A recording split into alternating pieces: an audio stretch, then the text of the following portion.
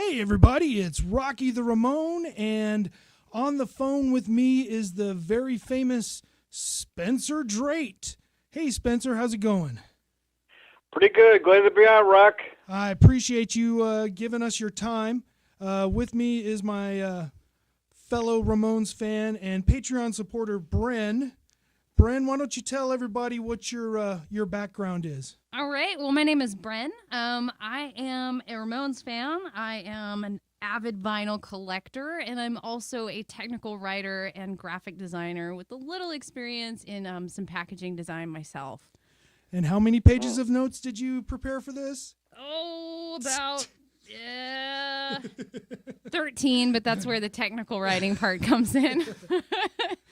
So basically what we're going to do is I'm going to let Bren kind of start and direct everything, and then I'm just going to kind of moderate in between you guys. So take it away, Bren. All right. Well, thanks for talking with us today, Spencer. I've been so excited to get to speak with you, and I've taken a look at all of the really cool stuff you've been doing. I think most recently you were working on the Making Vinyl event. Did that happen last month? Yeah, I've every year I'm involved in the judging area of album packaging, in the 45 and album packaging, box sets, things like that. Like Making Vinyl event on a committee with my partner Judith Salovitz, and we've done this every year since it started. A very big event highlighting vinyl resurgence, and we've had famous guest speakers like Jack White of Third Man, and Little Stevie Van Zandt, and Michael Kurtz from Record Store Days, and it goes on. And every year it seems to be a sold-out event. It's been in Hollywood, Berlin, New York, et cetera, et cetera. And I just finished judging. In fact, this year's event, we had over 200 entries in packaging. Wow. And incredible stuff. And I'm doing, by the way, I'm involved on HD TV series, which is like TV, and new direction on interviews on CD and album packaging and 45 and packaging. I just finished a 10 interview series on that, and then I'm doing a series now on famous music designers, and I'm involved with that. And I don't know, our work, so that you know, our work has been recognized by the Rock and Roll Hall of Fame of being the only music designers to have a vinyl area for ourselves. No other music designer has that. Wow. And also, we're in the MoMA and AIGA permanent collection and many museum shows. Our background is very high-end. And I was fortunate to work in my early years with some great record labels and great musicians, 23 Rock Hall inductees, and besides that, our friends the Ramones on Sire. I did a lot of work with Sire, Richard Hell, Pretenders, Ramones, Talking Heads, Plastic Bertrand even, famous hit Comme Moi Pour Moi, and on and on.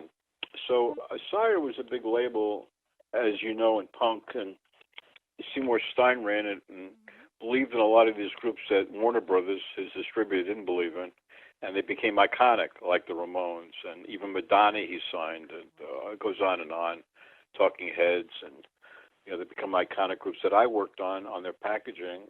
One was Fear of Music, which was nominated for a Grammy in album packaging, incredible pack. The Ramones I did Road to Ruin with famous John Holmstrom cartoon. End of the Century, the famous Mick Rock front cover photo, and also the 45s Don't Come Close and Rock and Roll High School, and I think that's it for the Ramones. And It's Alive. What am I talking about? The live album. Oh my God, it's been reissued in a Rhino, by the way. Very big album, probably the best live concert.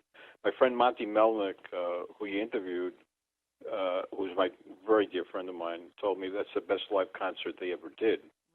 Right. And I had the privilege of designing the album. It was done in London, a live concert in London. it's my background. I got a lot of stories, Ramone stories. I mean, Sire Records, they threw me into a lot of groups. They didn't know how it would work, and they loved all my work. Everybody at work. But the Ramones were interesting. One part of it is we're going to talk about the Ramones is that the art director John Gillespie one day told me, "Look, you got to see the Ramones. You got to show them your portfolio." So I said, "Okay, fine." You know, thought it was going to be a very good situation. No, it wasn't. He sends me down to Irving Plaza. They're playing there at night. And you know they're 180 miles an hour, right? Oh, yes. And I got my portfolio. I'm standing on the balcony. I said, this is not going to work. I said to myself, this is not going to work. They've got to come off the stage, go up to the balcony, meet with me, and then go through my portfolio. No, this is not going to happen. So they come up there. Dee Dee's lying on a railing. Literally, I remember that. Dee Dee was lying over on a railing. He was totally exhausted. And they were all kind of like, just got off the stage, you know. If you know the Ramones, they were like, 100 miles an hour, right? And so they're like wiped out totally. And I took my portfolio, and I don't think they even saw it, and they ended up doing the covers. And they loved everything I did. I was on the Marky Ramone Sirius show, and Marky was telling me they all loved my design, which I never knew really. I knew that I had a good rapport with them. I really did. Joey actually called up Sire one time. It's another great story. And I walk in to Sire one day, and the art director says, "Spencer, I don't believe this. Joey Ramone called up Sire Records to ask how you were. Joey Ramone never calls up Sire and asks how anybody is." That's cool. So I felt, wow, that's really cool. But I didn't realize it till later how cool that story is. You know what I mean? It's like, and Johnny, I got along with all of them. Dee Dee, and then I ended up doing Dee Dee King's cover for "Standing in the Spotlight," the hip hop album, which is great cover with the famous Bob Gruen. Bob Gruen turned me on to that, who did the photos. And right, that's outrageous cover. That's a really beautiful cover. Gosh. I love it. I got to tell you, one of the stories I got to tell you about was on the famous Mick Rock album, End of the Century, which, of course, photographed and very good friend of mine and great photograph, the front cover. And they're all in color T-shirts. Now, this is an interesting story because that's the only album that they don't have a leather jacket on, by the way. Of all the albums they ever did, that's the only one without a leather jacket. And the reason why is because Sire wanted them to have a commercial look, more commercial look. So they figured the T-shirt, by the way, to me, I saw a leather jacket shot that Mick shot, and I saw the T-shirt shot. To me, the T-shirt shot was a very hot shot. That was better than the leather jacket shot. And then the leather jacket shot, if you know the album Inner Sleeve, I converted the color photograph into a black and white high posterization on a kind of a yellowish background on the inner sleeve, full on the inner sleeve. And the group liked that. They liked what I did, and they said, gee, that should have been the cover. And then it ended up being on a lot of the 45s overseas. That's a great story. So the photos are used in different ways. You know what I'm saying? Oh, yeah. Hey, go back a little bit. What characteristics of the T-shirt shot do you think make it better than the jacket shot? Because you said it was better. Can you explain to everybody why? I just think the concept, first of all, the concept of them having color T-shirts.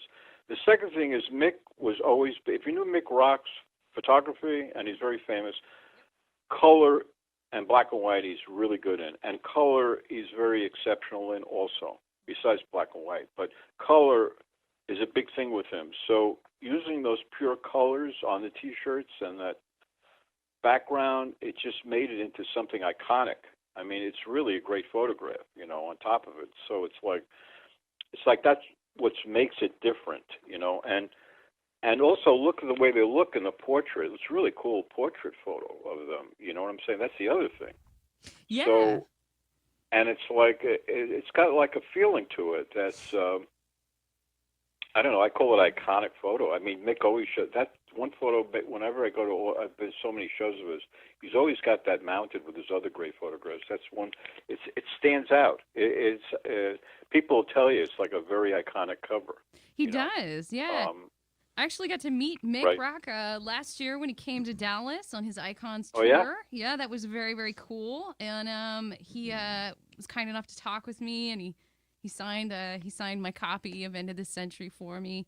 But I wanted to ask you on this album, I kind of was interested in where you would place the typography on the cover of End of the Century, because it kind of leads you around to each member of the band in like a circle. Well, the thing is this. If you see our covers, we won a lot of album cover awards in design. I went to Yale, had a great training in design. I wasn't with Judith then, and she's a great typographer, and we worked on big projects together. But I was really good at typography. And what I wanted to do with photographs is set them off. I didn't want any distraction. I wanted any funny, gimmicky type. I wanted the photograph would set itself. So you'll see very simple type there. Of course, it's the Ramones logo, which is classic, with very simple type. And I just wanted that. If you see my typography, it's very identifiable in a certain way where I keep simplicity the main point of it in any cover I do. Like the Marshall Crenshaw cover, that was one AIGA cover award, and that's a very beautiful typography fit with the front and back cover.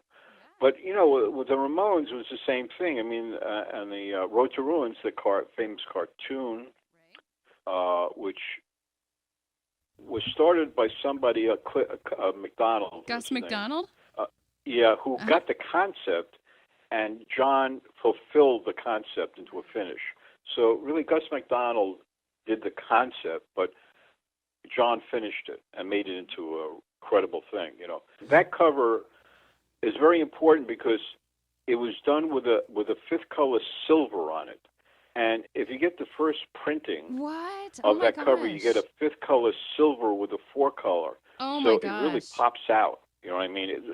I haven't mentioned that, and that's what really makes that cover really hot. You know? Yeah. No. All I've got is a repressing. I would love to see the original where you get that fifth, the silver. Is it a metallic? Well, yeah, it was a metallic silver with four colors. So parts of the artwork were printed in a silver. Yeah. I think the speakers. I can't remember now. The circle is a. But you know, but it blended in with the four color really nice. Wow. You know, and so John created that really. So, and I did the typography on the whole cover and the inner sleeve, and on the inner sleeve you get the Bob Gruen chip rock photographs. You know, on the inner sleeve. That's where I first met Bob. And Bob, both of them are so iconic. Mick Rock and Bob Gruen now in life, they're so iconic and what they do, and you know, and I just, I don't know.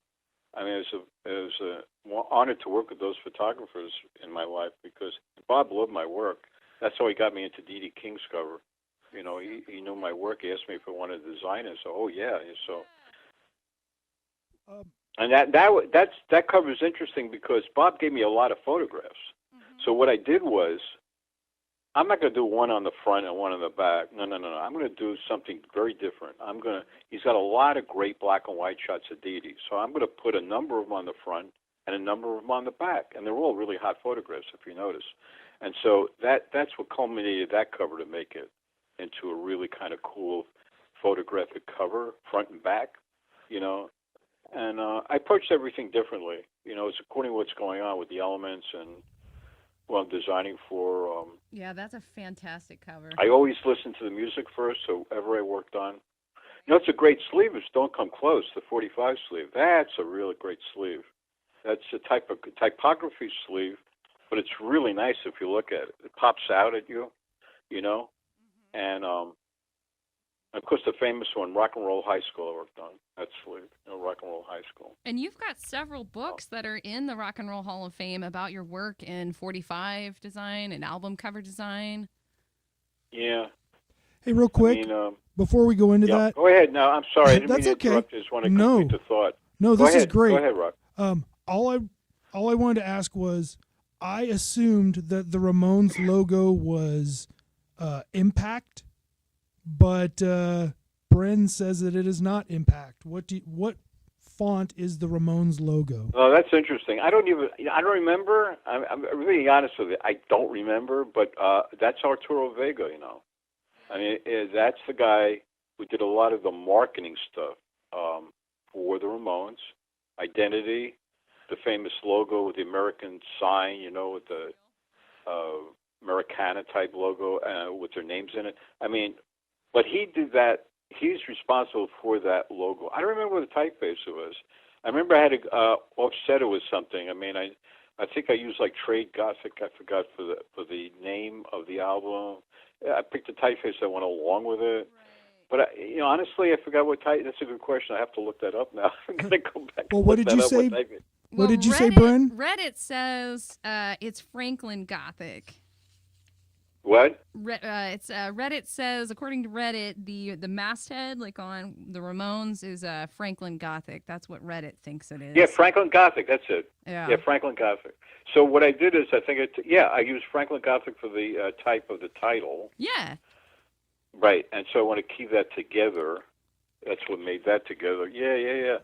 And then I used on Road to Ruin. I used a really funky typeface, really cool. It looked like script type, kind of a little bit. No, not really script. I don't like script. You can't do that. But it's kind of like a really cool character type typeface. Has character to it. And I wanted to ask you about that one. It looks like it's written or something. It's got a funky look to it. Was that Road to Ruin. Hand lettered or? And, I just did the back cover of End of the Century. Just very simple type.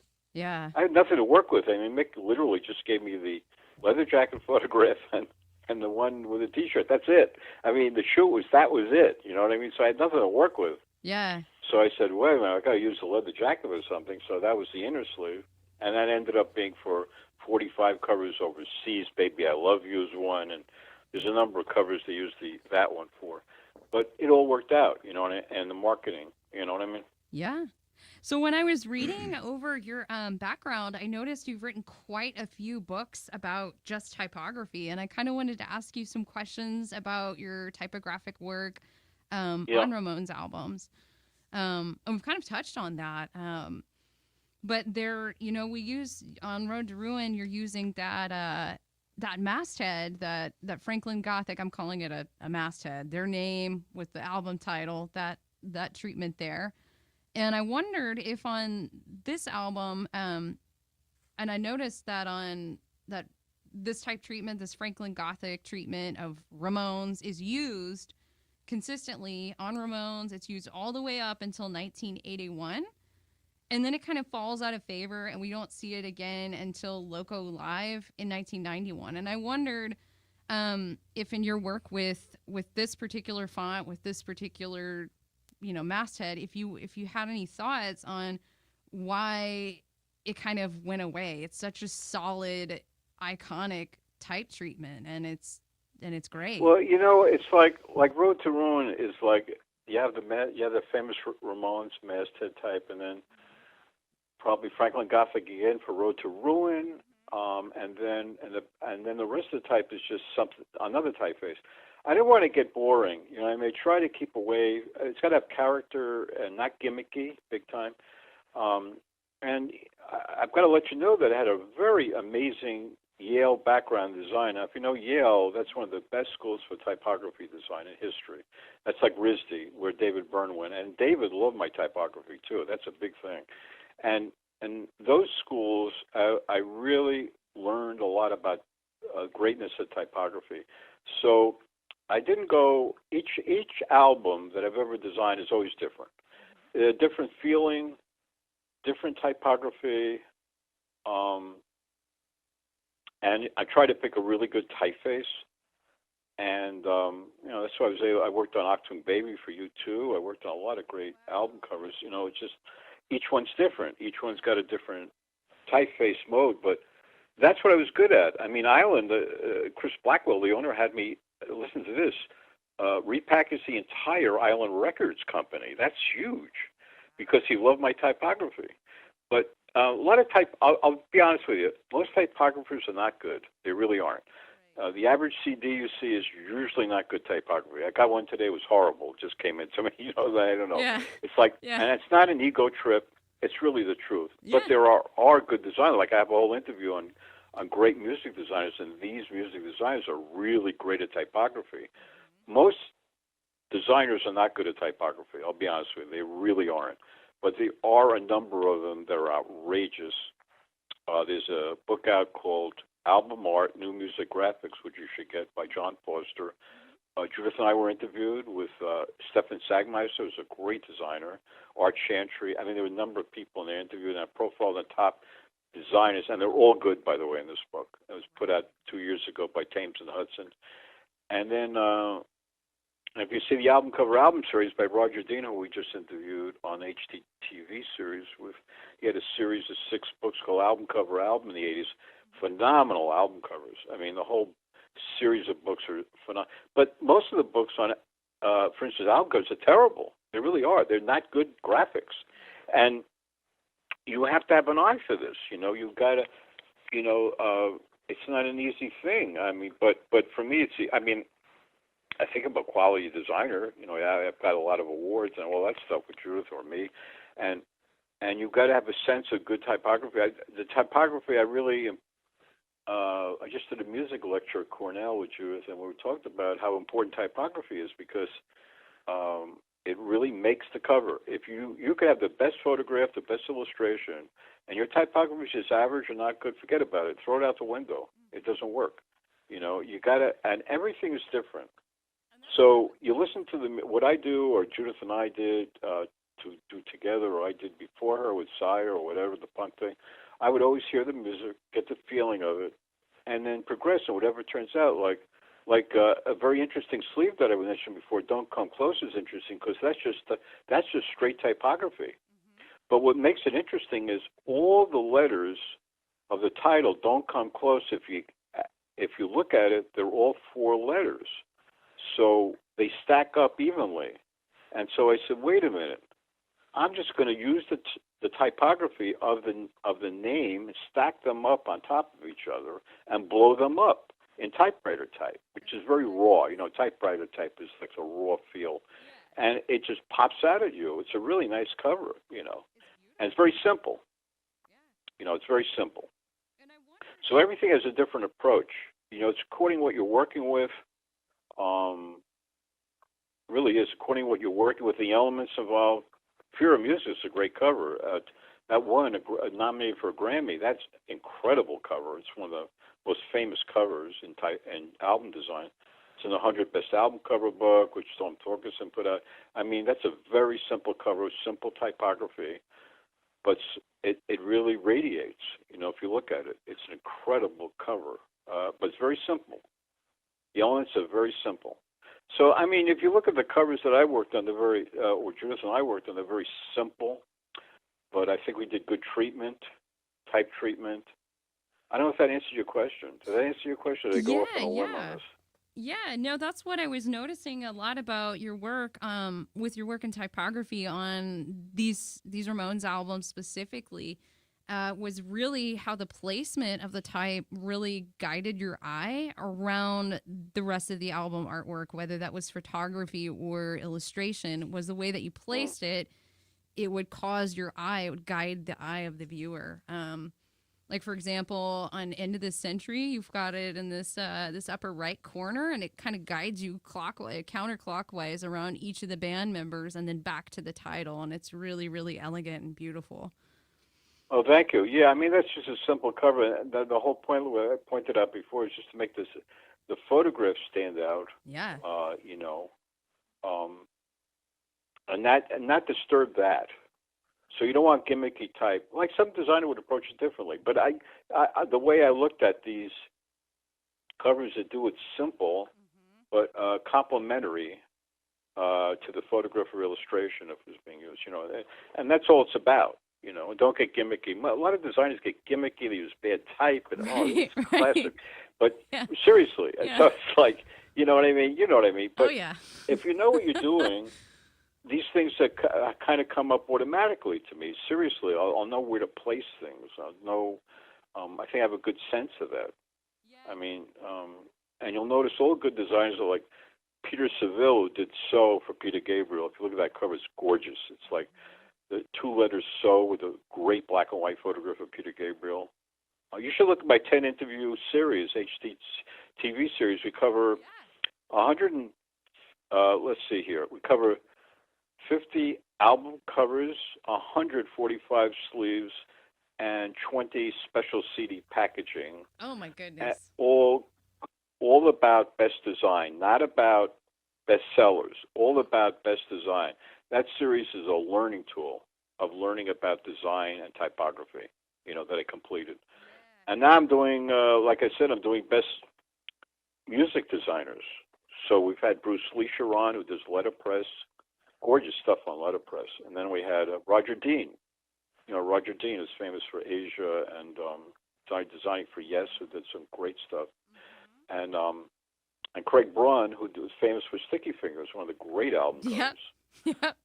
So we're going in a line like that. We have some more. Lawrence Ozerotta just won a Grammy in packaging, and I'm getting Rob O'Connor from a company called Style Rouge, which is famous in England, and Sean Masha Smith, who did some great stuff for Virgin Records. So it's like that whole series on really great design. You know what I mean? It really are. They're not average. They're really good designers. You know what I'm saying? So, but you really gotta. It's hard to teach it. Brent. I mean, you cannot teach this stuff. So it's got to be. It's like photography. You've got to have the insight of knowing what good design is, and unfortunately, that's the play on this. So you could be taught in the best schools in the United States or Europe or whatever. It ends up being knowing what to do and how to do it well. Not everybody has that. I'm serious. I mean, and that's what happens. Not everybody has it, but certain people have that. You know what I mean? And fortunately, and I know there's a lot of great designers out there, young ones and ones I've worked with. Some of the new designers are outrageous. I mean, that book, Album Art, New Music Graphics by John Forster is incredibly. That you should get your hands on, because that has a profile at the top, very top, contemporary, really good. I'm talking about major good designers in it. And we're written about. Also, we have an interview in there. But anyway, it's a great book. What to refer to, but in the Sire days, let me bring up something interesting. In the Sire days, you had the Sex Pistols, right? So with punk, you had these different. That's another thing. I was influenced like Jamie Reed. Jamie Reed designed for the Sex Pistols, if you know the history. So Jamie Reed bought those cutouts with the letters and all that stuff, and God Save the whatever with the Queen picture on it, and all these famous things. Jamie Reed was a really designer that I looked up to. He's very raw, and he designed a lot of stuff for the Sex Pistols, and very famous to this day, in graphics. So you had these certain design elements going on in those days, and you had a very, if you knew punk, you had a very raw feel. A lot of black and white was used, raw. You did trips on the Xerox machine, you know what I mean? And you put things together. It's a very cool area for graphics, actually, because you experimented with a lot of visuals, You had a lot of freedom with that in those days with that, too, So, hey, with that Sex Pistols album? The famous one, there's a number of them that Jamie did. The first one, I believe he did. It's basically cut out. If you notice, they're cut out with letters cut out sort of inside different patterns of color. But he had a very raw feel. He was very outrageous. He was out of the box, really, in design. Really, what I call out of the box. I assume that style, I just would think it would be called ransom note. Because it looks like a ransom note. They cut out and they put in patches or whatever, and he did that. Very raw, very different. But nobody was doing that. I mean, he was really the one, I think, instigated that one. But that whole period, if you look at it, there's different books on it. There are posters and a lot of black, excuse me, experimentation with visuals, Xerox machines, posters, very raw, very raw. That's punk, right? Punk, CBGB's, punk, So, it's like the feel, and the Ramones had a different feel than Talking Heads. When I got into Talking Heads, it's different. It's just like, they're great. By the way, it was great working with them because they're great designers. They went to RISD. David Byrne came out of RISD, and I was freaking out. I'm going to get set up with David Byrne. The art director says, I'll put you with them. And I said, oh, my God, I got to work with David Byrne. And I was on a Sirius XM show very big show called Volume, which is on Sirius. Very big show with Mark Goodman and Alan White, if you know about the show. They bring on famous people in music. We were on, Judith and I were, and he said to me, "How'd you feel about David Byrne? You must have got uptight." And I said, "Did I get uptight? You wouldn't believe it." I mean, if you knew David Byrne's character, he's not exactly put his arms around you. You know, he's kind of like very serious looking. And you know if you did something wrong, I don't want to think about it. But he loved my typography. I mean, he loved my typography. And I think what's interesting is RISD that he went to was the same as Yale. It's based on Joseph Albers, who's the basis of that with color and the basis of design. The two schools are synonymous with that, with Cooper Union. So it sort of we had a blend together. You know, it sort of worked out, you know. But again, Talking Heads had a different image. So when you get into imaging of different groups, they're all different, right? So Ramones had their raw feel, and the Talking Heads had this new wave feel, industrial feel that I've thrown into. So they were all different. Work with different groups, and typography would change according to the feeling of what you're working on, right? And so that goes with typography. You know, the typefaces changed, you know, dramatically. And so, I don't know. I've always had good treatment with type. I've been very lucky. I won a lot of album design awards because of that, which shows you what my work is like, what Judith and I work is like. So it's like, you know, I don't know. It's just, but it's hard to teach, you know.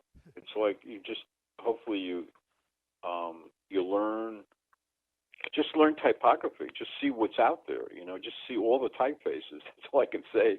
And hopefully it makes it, you can make it into something. You know what I'm saying? Oh, yeah. So one of the things that I want to get back to, because Bren brought this up before we had our little hour-long meeting before this. And she was talking about with the motion of the typeface. I want you to, didn't you bring up something about like Fibonacci or something that? Oh, I was looking at the cover of End of the Century, and we kind of talked about this, where the placement of the type kind of leads you in like this counterclockwise motion, which I think maybe you meant that as a play about clock, about century, about time, because it goes, your type goes around. First you see Marky, then you go over to Johnny, then to Dee Dee, then to Joey, then you're back out the type. And then that rule that you've got, it leads you straight off the edge of the album cover. Like, it goes to the back future. cover. It's very simple. There's no. I don't know. Some people think that there's an intellectual thing going on that's really like, and they try to bring this in because this has a reason for this or that. But there is a reason for that. I mean, the type on the front, I wanted to connect to the back cover. And what I did is just do a simple thing like throw a rule that goes off the front cover with a type on top and bottom of the rule, and then make it go all the way to the back and just put the type in at the back. There's nothing to work with. So it's just a simple type, and that's all it is. It's just do it tastefully and place it tastefully, and that's it, you know. But this came in about a rule, you know, a rule going from the front to the back. First of all, it does something to complete the turning over of the cover. You know what I'm saying? And it brings your eye, like you're saying, it brings your eye across into the back, simple. And all of a sudden you got the song stack, boom. That's it. You know, it's as simple as that. Yeah. But, I mean, there's different reasons for different things. I mean, Road to Ruin's easy because that's just a cartoon with the logo on top. And then where do you put the title? Well, I had a trip with that, too. Where to put the song title? You know, because if you look at the cover, it's very symmetrical. So the problem there, believe it or not, there is a problem there. When you have a symmetrical cover, you almost don't want a song title on there. Where are you going to put it? Right. Do you put it on the bottom? You know, the first thing I thought of, put it below the picture, symmetrically, with small type. I said, wait a minute, that doesn't look right. So then I decided it's got to be the left or the right. And it can't be the right, because your eyes go left to right. Exactly. Right? But that's not easy. See, that was as simple as it seems. No, Easy. Yeah, no, I understand. Because the whole cover is so symmetrical. Exactly. And that's going to throw somewhere. But that's the only way I could see placing it. I would have liked to put it underneath, to tell you the truth. Really? You've got the type on the top, then you got a very symmetrically balanced picture, Right. and then at the bottom there's room, but it didn't make sense. If I put it there, it would look weird. Right. You know what I'm saying, You Brent? pull It looked your eye weird. down to that corner each time. Yeah, and then you have a small type of weird. So I Mhm. said, I bring it up, and it works, but that was not easy. Placement of type, where to put placement of type, and that you have to know too. Where you put it, like end of the century is easy. The top right has a lot of space, so therefore that makes that one. There's no problem. You know that it says it like says to you sometimes where to do it. It really says it like acts it out. This is where you put me. You know, seriously. Yeah. There are times when that happens with the cover where it says where to put the type. Marshall Crenshaw's classic, that won an AIGA cover award, voted in, by the way, by Annie Leibovitz and Roger Black, two heavy people in the business. And they love the cover, but Marshall Crenshaw is just by itself. It's sitting in a certain place on the cover, and the color is beautiful that blends in with the background. It's a very iconic cover and it won a lot of awards. But you know, it's where to put these things, you know, also, and the typeface. You know, pick out Marshall Crenshaw. If you look at the typeface, you know why I picked that typeface? Because it fits the art of that time. If you look at the cover, this kind of like a early 30s, I don't know, the table and the back cover. There's a feeling. So I tried to, and even what's on the table on the front. To get the feeling, I picked a typeface that had a little bit of feeling in that, believe it or not, but it's a very nice typeface if you see it. But you know what I mean? Each thing has a different reason, you know what I mean? And I'm very immersed in what I do, passionate in what I do, so I try to blend everything together. That's very important. Yeah. And I'm looking at Road to Ruin here, and I'm noticing that, you know, you've chosen this really, really intentional, like vibrant yellow color against this black backdrop. And it kind of picks up, you know, the yellow and marquee symbols, and, you know, marquee behind him is the New York skyline. I wondered if the yellow black treatment was to kind of emphasize New York. Was that an intentional choice? That's about emphasizing feeling only. I picked a yellow because I thought that would be really cool feeling, go along with the black. So when you pulled it out, you wouldn't hit with a black cover, which would be like the background of the front, you know, with the cartoon on a black background. I didn't want to do that. I wanted to have some other color. And I thought to myself, what color would be that? I could have the black and white photographs, and I thought of yellow. The first thing came to me, yellow. So you think of a yellow or red, believe it or not. The orangey red, something like red, you know, very, you know, intense. So I picked yellow. Because they're kind of like punky colors, actually, you know, if you look at it. I mean, the whole thing. But, you know, you design everything. Like Judith and I are working an incredible cover now with a cartoonist, an amazing cover work, and a color record and a color inner sleeve and a front and back with minimal, no type at all, in fact, on the front cover, just great high-end illustration. But, you know, everything is very different, you know what I mean? Everything you work on, you know, the feeling of it, like with the cover we're working on, and we're just starting, it won't be out for months, but it's like the feeling of the rock group is kind of like in your face. So picked a cartoonist who did this mind-blowing, I don't want to describe this as an idea, so you can't do that on the phone. Yeah. It's a mind-blowing idea on the front and back cover, though. It is a mind-blowing idea. And it'll knock your socks off when you see it. It really does. And the musician loved it and said, just do it. You know, he just tells us, just do it. And he paid us for it, really good. But, you know what I mean? It's like my whole approach is doing something. Japan's into the simplicity. You know, they're into simplicity, Japan. So you do things simple. It's like a logo. One thing I learned about, we're very good at logo design, by the way. That's the other part of it. But logo is like you do something simple, easy, eye contact, and hit you in the face. I mean, that's all about logo. Most people can't do this. Most logo designers do gimmicky crap, artwork, and all this shit, and it looks really horrible. Yeah. I mean, seriously. So it's like, right?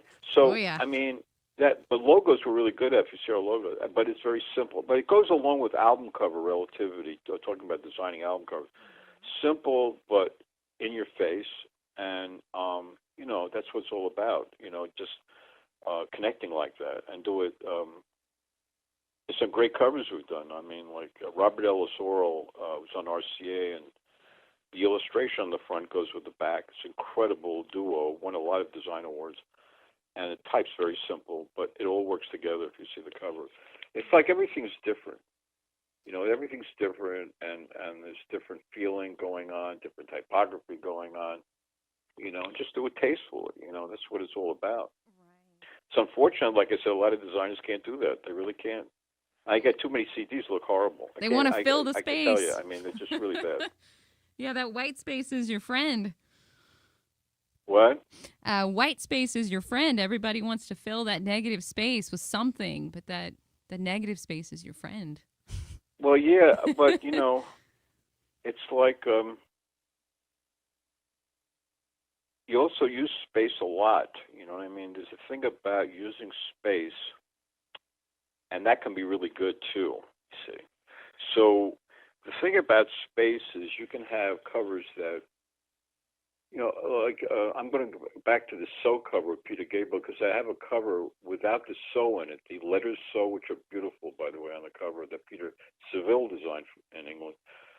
And I have a cover without the So in it, just a portrait of him with this big white space, right? There's no type on it. Gorgeous. Right away I told about it on this interview series, because that's about space and not having type, you know? I mean, the Joan Jett, that's another classic. The Joan Jett Jump Shot on album is a classic that we did. And we put a shrink wrap with the type on it, and a clear sticker on a shrink wrap. You ripped off the cover, and you got just a photo of Joan jumping in the air. That's a classic rock and roll cover. Oh, yeah. And that's using space, you see, but using it like there's no type on it. You know what I mean? The type goes on the clear sticker. Right. I mean, there's times where we're doing this with this cover, for instance, working on it. There's going to be a sticker. That's it. When you take the shrink wrap off, you'll hit with this incredible illustration. But it's going to be like, and I think that's another thing to think about. I think about not using type at all sometimes. If something's but it's got to be the right thing. There's no question about it. It's got to be an eye-catching, credible illustration or photograph that's in the story. It's got to be exceptional. If you have that, I always say there's a play for putting a clear sticker on with a type on it and just rip it off, and you're left with da-da-da. There are a lot of new covers like that. Incredible. There's a Father John Misty cover put out by Sub Pop that's illustration front to back with no type on it. I mean, this is what's going on now. There's no rules. There are no rules.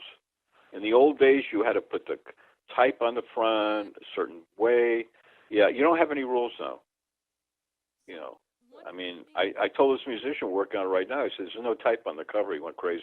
You know, it's like he said, what are you doing? And then I showed him and sketches. We did sketches, and he said, wow, really cool, you know. And that's the way musicians want it. I mean, there's no rules. I mean, that's what makes it great now with graphics, because there's no rules. Yeah. There's no record company rules, really. You know, just minimal. And so you have a lot of freedom as a designer. But you have to think that way, too. Because you're going to get a lot of musicians, they don't really see the clarity of visuality. They really don't. It's not their fault. They're not meant to do that, by the way. They're meant to be musicians or write music, go in the studio and record. That's all they do. But unfortunately, nowadays, they have to do that. They have to know. But they don't. And so, like this musician, he's not into that, but he knows what's good, and he's letting us do our thing. That's what should be. But a lot of musicians put out these CDs. They look like they're insecure. They put out their name on it, and they got a bad photograph. Right. And, you know, that's junk. That's gone, man. Yeah, yeah.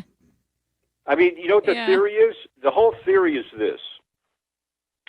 I got to tell you a great story. The Fabulous Thunderbirds, Tough Enough album with Jimmy Vaughan on it. That sold multi-platinum. Great album. Fabulous Thunderbirds. So Jimmy brings in this transparency of a sculpted piece of artwork that's incredible by a Native American named Dan Youngblood. And so he shows it to me, and then the next thing I know, a couple of days later, he's going up to a big meeting at CBS. He calls me up on the phone. He said, Spencer, what should I tell him? I said, well, you got the artwork there?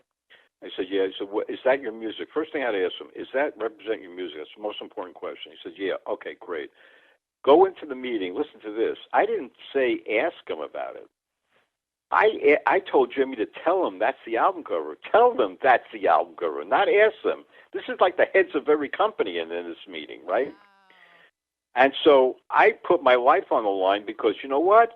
I was caught up, this is very important, Brent, I was caught up in the moralistic thing of what that cover is to that album, the artwork to the album cover. And that I knew that they were going to put a picture of him on the front because it's the first signing with CBS International, and that's going to be bullshit. So I get a call 3 hours later. You know what I got a call about? They're ready to fire me. I get the A&R person. He says, Spencer, you're going to get fired. What are you doing? And you know what? A couple hours later, I got another phone call saying that was the cover. That was the cover. And it's very, that the only time that ever happened to me. But I felt so strong about the moralistic thing about that artwork associated with the cover, and it couldn't be anything else. I was going to leave the project. I didn't give a shit. But, it turned out being the cover. Yeah. And that was one of the things I wanted to ask you is, sometimes as designers, we get hit with feedback that we know, is not, maybe that's not the right direction. And how do you deal with that? Like, for instance, when you're hit with feedback. I never had that. You never Wait had a minute, that? Bren, you don't know our life. We've never had anybody, including Bon Jovi, Billy Squier. It goes down the line, Marshall. No one ever came to us. And I'm telling you, even Talking Heads. Yeah. No one ever changed anything of anything we ever did. How do you like that one? That's no wonderful. One ever did. Now, that's incredible. Yeah. I called up Judith one day, and I said, Judith, do you realize we never had anybody tell us what to do? Nobody ever asked for changes. They don't want to see other versions. Never had a change done. Oh, that's fabulous. That's a dream. Now, you know what that shows? We do good work. It sure does. Wow. And if they sit, and we're doing that with this new guy. We just gave him concepts. We didn't ask him. I always told him. I said, "Look, you got to see our concepts. He pays in advance." He did that, and I showed him the concept, and he loves it. He loves it. But we do good work, and I think if you do good work, that doesn't happen. But you do have people. Now we got to underline this. You do have people, clients that are not visual, and those are the toughest ones. That's true. And those are the ones. You got to really, I don't know what you call it. I mean, I never ran into that problem, but I used to be in advertising, and I left that. You know why? Because they changed everything every 5 minutes. Oh, yeah. No advertising. That's what happens, So, yeah. And all of a sudden, my life changed dramatically, and then I became, for some reason, God in typography and design. I don't know what. But no one ever changed anything. But I knew then that we were doing things right. That's glorious. People who walk in our office just give us a project. They wouldn't say, do this, do that. We never had a photo change. We never had a type change. Wow. I mean, I don't know, Warner Brothers, Velvet Underground, I think the copy, but that's nothing. I mean, the design stayed what it was. It's just that the copy might have had to been treated, but there was nothing about change this, change that. Lou Reed loved our Magic and Lost covers and New York album. Never had anything changed on that. Joan Jett, the same way. For 5 covers, he said, just do it. That's what they told me, just do it. So, I mean, I've had those clients, but I'm going to tell you, if you're good at what you do, I don't know, I'm thinking that's what's supposed to happen. I don't know. I haven't been, luckily, and I've done hundreds of covers between me and Judith. Nothing's ever happened like that.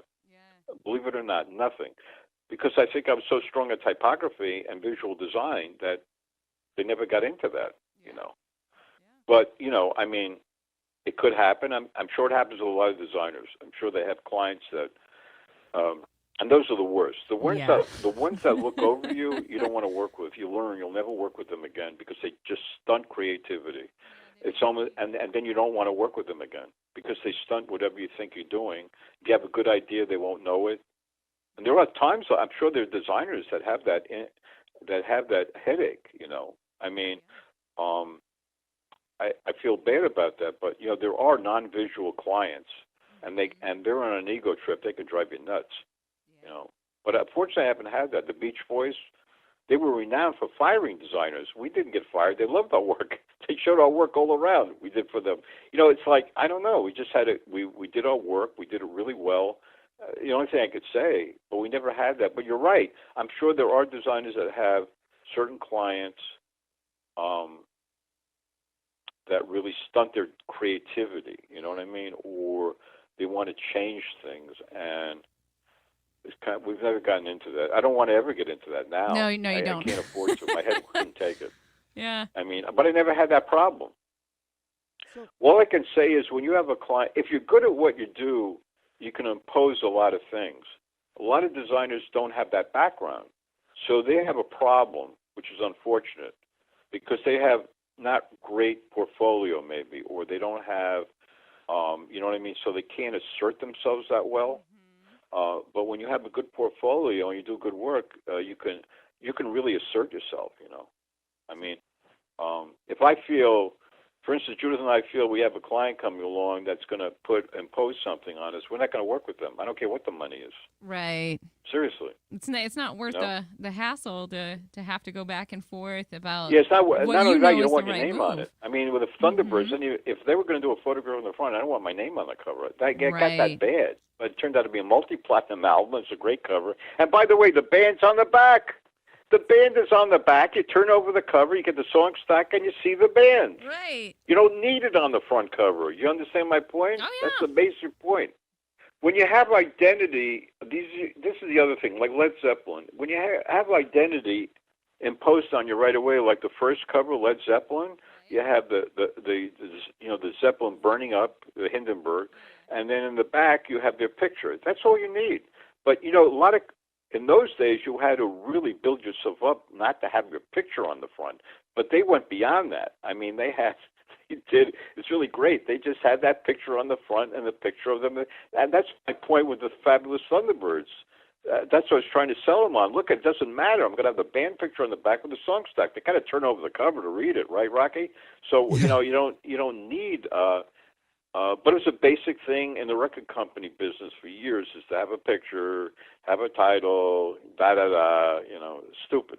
But nowadays, it's all freedom in design.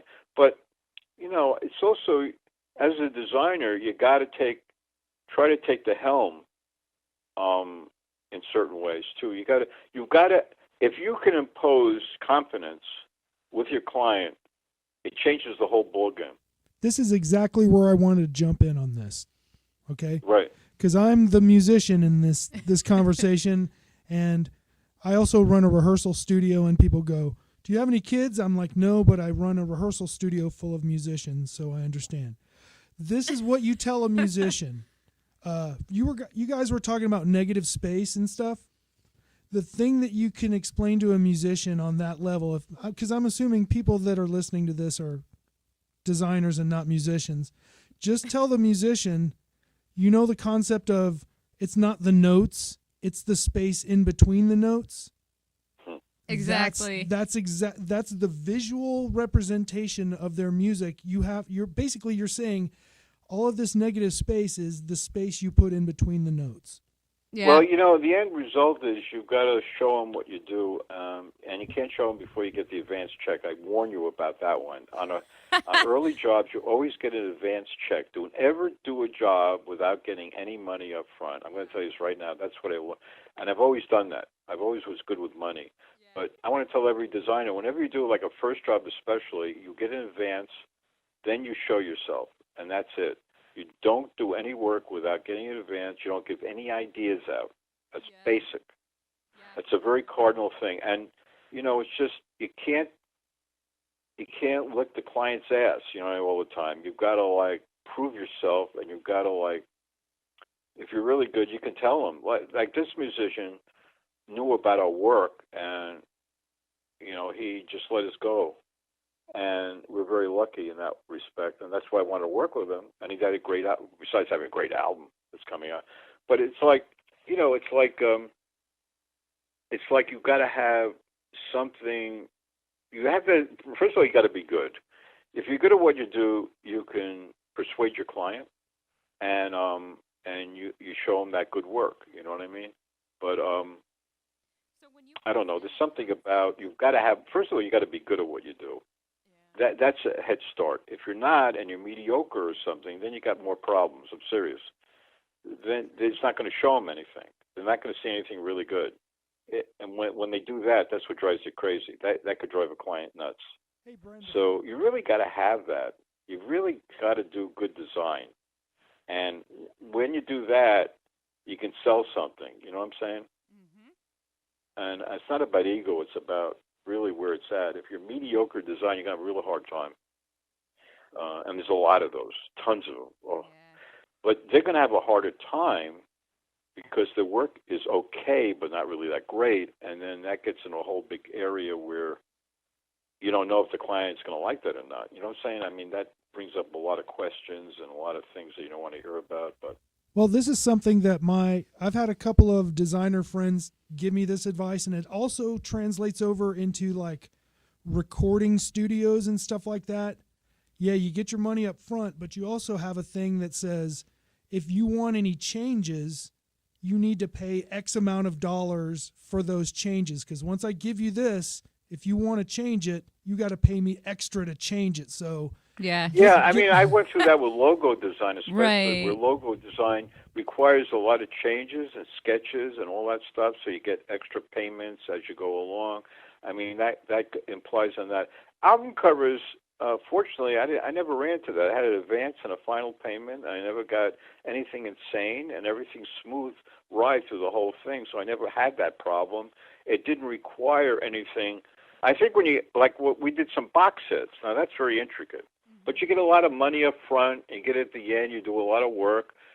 But they really accept, if you're a good design, we had a really good, the Velvet Underground, Peel Off Slowly and See box set. It's very famous, Polydor. But we co-designed that with a couple other people, and they just let us do it because it's a lot of work, a lot of money. But, you know, the end is, Rocky, you got to be good. I mean, if you're gonna have a problem, if you're just an average designer, I'm serious, or not a good designer, you're gonna have major problems. It's just in the cards, you know. So you gotta do the best you can and study. I would say study typography a lot. The books, just look at typefaces all over the place and get familiar with them. The more, the merrier. And have a good taste of visuality. I mean, that's what puts the whole thing together. That's all it's about in design, you know what I mean? But, you know, I mean, I know what you're talking about, payments. If you have a complicated project that involves a lot of time and there's a lot of different parts, I've worked on things like that, like an identity for the Chelsea Brewing Company in New York. Oh, wow. Very big project. Yeah. With all kinds of things going left and right with beer labels and everything. Then you go with different payments as you go along, and you have a separate. I really understand what you're talking about. That's a very complicated, elaborate project with a lot of different parts.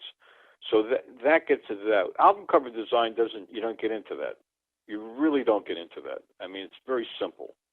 You get a front payment and a back payment. That's it. I mean, and make sure you get a good amount of money if you can do it. But you know, we don't work on projects that are low amount of money. Really, we really don't. I mean, it's too much time. People got to accept the fact that designers spend time, Bren. Oh, yes, we do. They got to pay you for your time. We do. And people don't accept that, shouldn't be worked with. I mean, seriously. But there are a lot more people that will pay you for your time. Yeah. You know, there really are. I mean, when I look at the Making Vinyl event, packaging awards that I judge every year, and the Grammys, album packaging, you see a lot of intricate packaging, man. You see a lot of big money stuff. Yeah, I took a look. A lot of it. A lot of it. Year's. There's a lot of money out there. You know, it's not simple, just a front and a back. I mean, we're doing an intricate cover with matte finish. You know, I don't know, spot lamb, matte finish, But you know, it's like it has a reason too for doing that, not just gimmick. There's reasons why these things will happen if you see the cover. To point up certain things on the cover, but you know, when you see the award, you see the packaging entries in each event. There's a lot of intricate stuff, and there's a lot of intricate packaging. You know, it's amazing. That's what's good about it, because vinyl is coming back big time, and the packaging area is very elaborate if you can get into it. With record companies, you know, and hired with different things, you know. Yeah, well, one of the things we've kind of talked about, and I wanted to ask you about, is I was reading in the introduction to your book, Rock Art, CDs, Albums, and Posters from 1993. You'd written, my God, yeah, that's a great book. Yeah, I loved it. I loved it. Oh, good.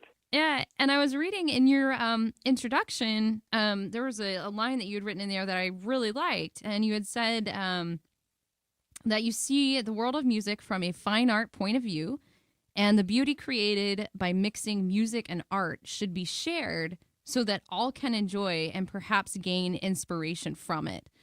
And That sounds like a Judith idea. was my it? partner, because we both worked on it. That sounds like her line. Seriously, I've got to give her credit for that. I She love probably that. put it for me. I don't know if it was for me or for both of us. But she always comes up with these great, beautiful words that mean something in design. It's like that's the way she is. Anyway, yeah, I mean, I don't know. I mean, I don't know what to say. It's like,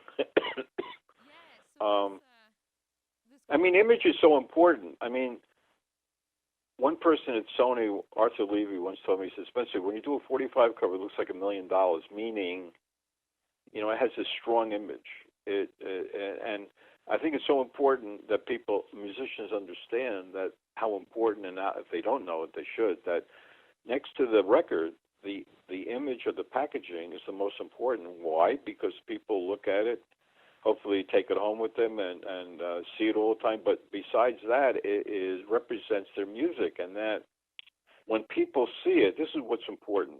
When they see incredible packaging, they'll associate that with the musician, believe it or not. They'll say, wait a minute, the musician, they'll think to themselves, if the musician thinks that way, I want to listen to that record. If that's a really hot cover, they will believe that the music is as good as the cover. Do you understand what I'm saying? Yeah, so that's part of what I like so much about that line in the introduction was I felt like that you had said previously, historically graphic design has a stigma attached to its title, and it's never attained the quality of respect that is attributed to fine art. So for me, I feel like a lot of the work that is done in album packaging design is making really wonderful fine art accessible to a wide audience of people. And I wanted to know, in your view, what sort of power does graphic design have if it occupies more of this common I think space? I mentioned that, that the image is so important to the record, the whole package, so that if someone sees it, the image, and it's really great graphic package that they'll relate to the music, because they'll think, if you get a bad album cover and you put it with a good record, wow, that's really bad. I mean, it's like, but, if they see a great album cover or CD, whatever it is, hopefully it's an album cover, they'll want to know what's inside. You know what I mean? It gives them the bridge to relate to the record, hopefully. It's going to be a good record. It's a great package, I could say That's this. the whole idea. All of the interviews that I see with like a bunch of musicians and music fans, a lot of it is, it's like, I bought that album just because of the cover. Yeah, exactly. Like Metallica's Kill 'Em All. Yeah, I know a ton of people that bought it just because of that album cover. Well, Yeah. we got the D.D. King cover. People would say the album sucks, but the cover is incredible.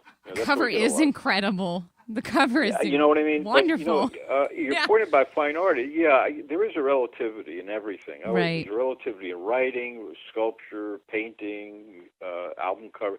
There's a thing about approaching it like a fine art. It is. It's like painting. You're painting. Okay, this is what you're like. You're like painting with type and visuals, and that's what you're doing. So it's like fine art, kind of. You're putting a painting together. That's what it's like. I think it has a lot of communicative power because, these are things that people can obtain easily, people that may not have exposure to fine art or an opportunity to go to an art gallery. This is what's interesting. The Ramones did a lot of covers. You get, by the way, Monty Melnick's book, On the Road to Ramones, On the Road to with the Ramones. Yeah. I just interviewed him HDTV. He was on my radio show. We're very good friends. But anyway, he's got a section in there, all the album covers in line with credits to me on my album covers. And you'll notice all the album covers are really, there's only a few covers that the Ramones did that are really great covers, I think. Mm-hmm. The Roberta Bailey cover, the black and white one with them against the wall. Right. The Rocket to Russia cover with the pink type that Danny Field shot, which is very similar to the Roberta Bailey shot, but it's a great shot against the wall. Road to Ruin, I got to put that in, an End of the Century. Yeah. After that, you're in a deep dive of really bad album covers. I mean, really bad album covers. Until I mean, Too the Tough whole to Die. line of them are horrible. Excuse me, I got to Except point for- out Too Tough to Die. You like Too Tough to Die? Excuse me. They're all bad. They're all bad. Graphically, they're all. No, wait a minute. They're all bad except for maybe Los Amigos, the last one, Marcus Stabby, Dinosaur. That's kind of cool. I didn't Yeah. like But that. in between, they're all really bad design. They couldn't win a design award if you wanted to. Yeah, I'm serious. They're really bad. Bad typography, bad the photography I don't want to talk about, but Yeah. they really are. I mean, and not even good. I don't know. They're just like schlung together. They Seriously. kind of lose their elegance after Pleasant Dreams. There is no elegance, Brent. Yeah. There's no elegance. It's gone. Right. It's gone. I mean, I got to be critical. I'm a Grammy judge. I mean, I look at Right. things critically, but really, those are the only covers. The last one, Los Amigos, I think this is an interesting approach, and the early, really, I mean, we're talking about the beginning. Roberta Bailey cover, the Danny Fields cover, Road to Ruin, and the Century. After that, it dives off like you wouldn't believe. The covers are horrible, all Yeah. of them. Okay. Oh my God, Can you they explain? really are. Come on. Can you explain to me why? You can't tell me what. Can you explain to me? Because just from a musician, and I got to say, I'm not an art person, so I can't Right. judge it.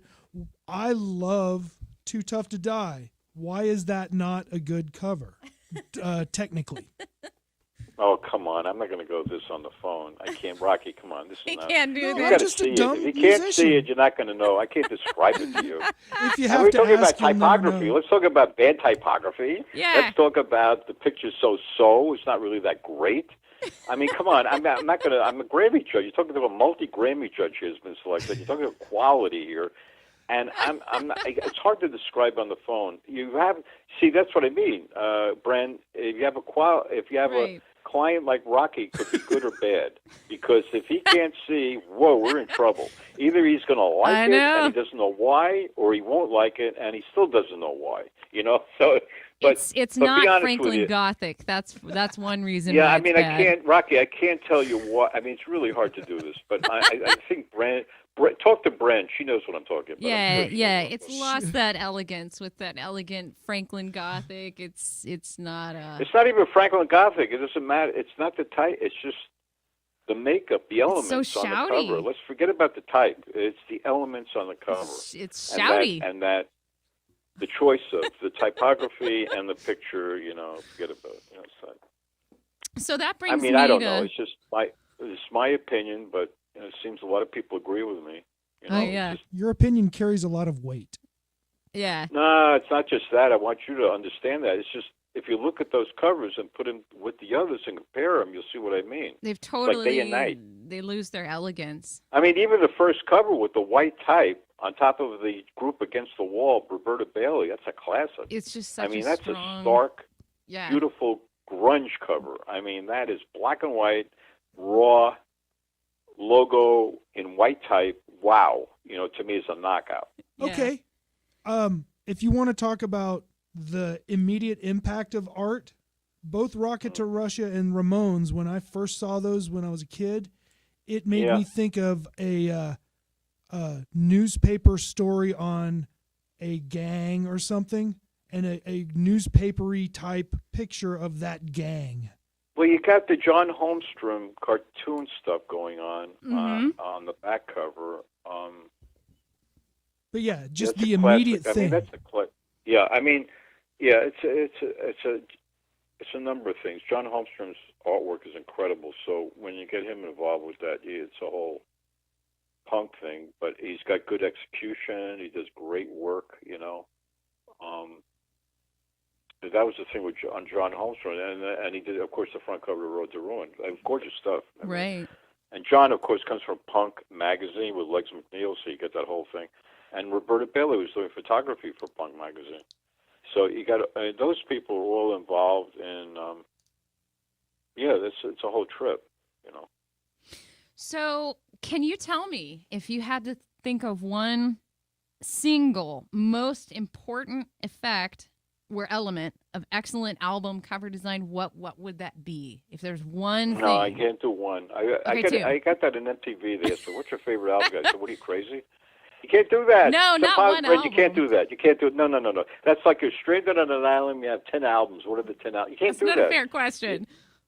You can't. No, there's not one. There's a number. Look at there's a lot of great covers that I could run off on my head, and you can't tell me what's your favorite cover. And seriously, this is a lot. If you look at the album series, which is 6 books, there's a lot of covers in there. They're outrageous, picked by Storm Thorgerson from Hypnosis and Orby Powell. Those are incredible covers. But you know what I mean. I worked out so great, but you can't pick one. It's impossible. Really, it's impossible. I mean, I love Fear of Music, for instance. I think that's a iconic, very famous cover. Nominated for a Grammy in album packaging. And then you got Marshall Crenshaw, and I think the Ramones covers are really well done. They've all gotten design awards, and they're in the Rock and Roll Hall of Fame archival, besides that.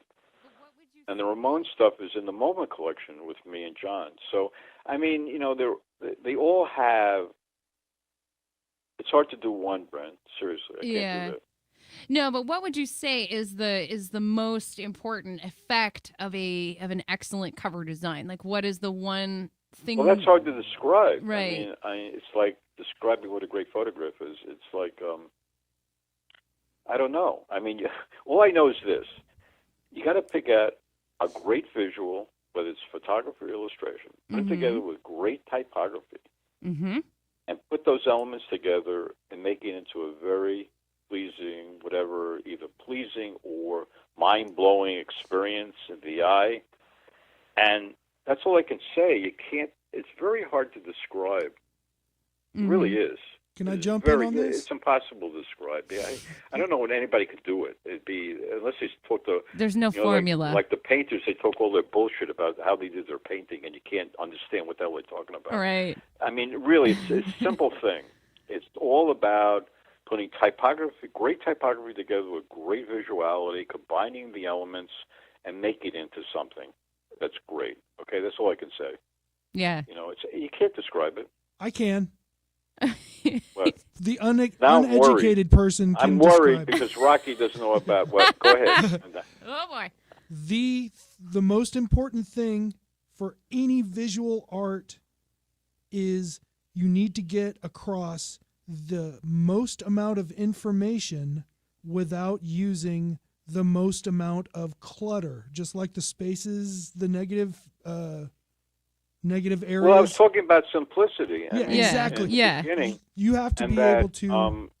and that I usually find that a simplicity approach without gimmicky crap, which a lot of designers do, or mediocre design, just a minimal attitude, but how to describe it? Again, combining great typography with visuality. That's all I can say.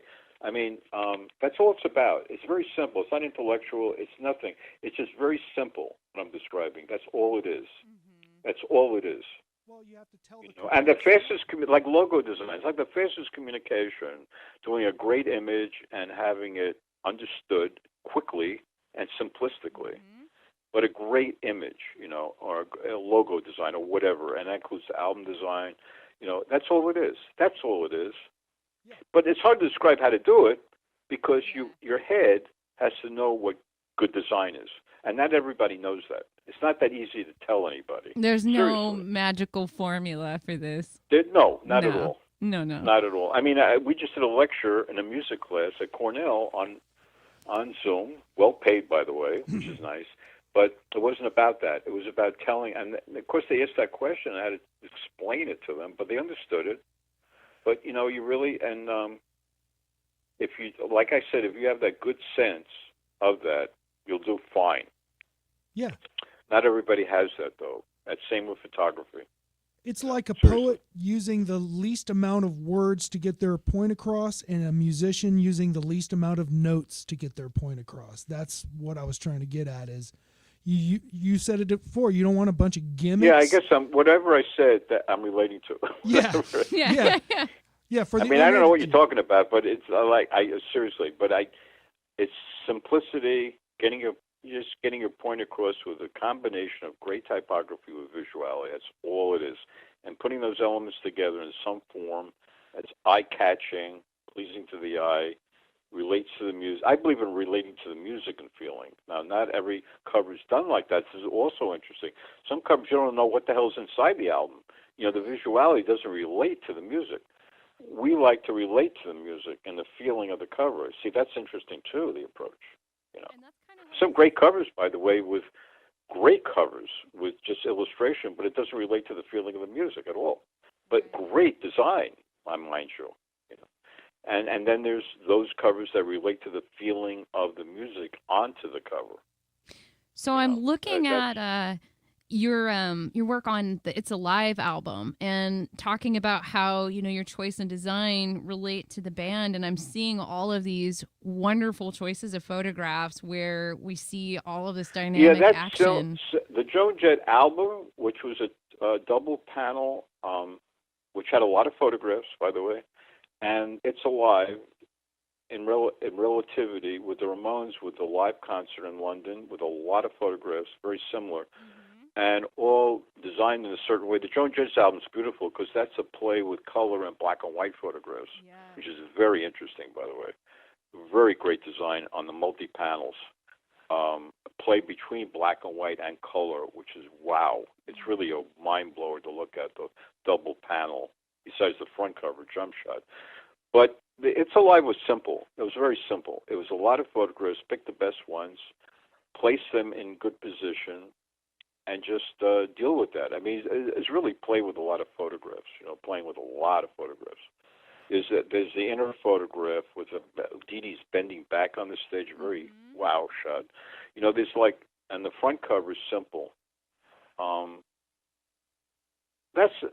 be honest with you, it's not my greatest typographical cover, but in pictorial layout, it's very cool. You know what I mean? The picture layout is very cool. I actually love the typography more than the typography. here. To me, that typography is okay with me. It's not great. Yeah. But the picture selection, I think I did a good job. And there's a lot of great pictures on there. It's really cool, you know, to buy with the pictures. You know what I'm saying? Oh, yeah.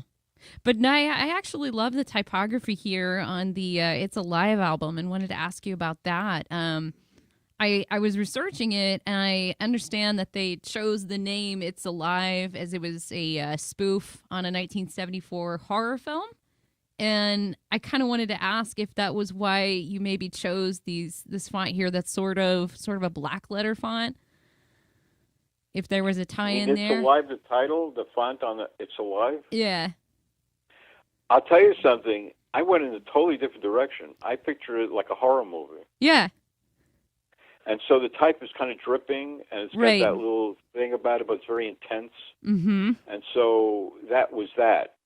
Type on the back is very bland, I got to admit. It's an okay cover, but not really the one to look at for great graphics. But the photography area is good. I mean, I think the layout of the photographs are good, you know, and that alone is very important because it's about that. You know, that cover is not about typography to me. It's more about the pictures and the layout of the pictures to me, because that's the most important thing, by the way, on there. And the credits on the back are just so type. It's not anything to look at. Seriously, it's just okay. Yeah. But I'm the first one to tell you. But, you know, Road to Ruin's different. I think that's a really good design. End of the Century, I think it's a good design, you know, as I'm saying, of our work, of my work, I mean. But, you know, that cover is not like, to me, it's a great photographic layout with different shot, and that's what it was meant to be. It was meant to be a lot of photographs, and that's what the whole play was with the cover. You know what I'm saying? But it's not about typography on that to me. You know, honestly. Yeah, and I do love the type. I think it's a lot of fun. But I was noticing about the photographs. It looks like you're playing here a little bit with maybe like contrasting cool and warm colors, and then I see that they kind of picked that up when they did the reissue, and they gave a red disc and a blue disc with this reissue. Yeah, that I wasn't involved with the reissue. They just, by the way, I just did the New York album that Judith and I designed with Sylvia Reed just came out on the reissue. The Lou Reed album, which is a really gorgeous package by Rory Wilson, designed it for Rhino. But we did the cover. You know, we did the New York album cover, which is big. So, but he did the reissue of it, which is gorgeous. The It's Alive is a very good package. I know. The It's Alive is a very good package with the color. Now, they did that. We didn't do that.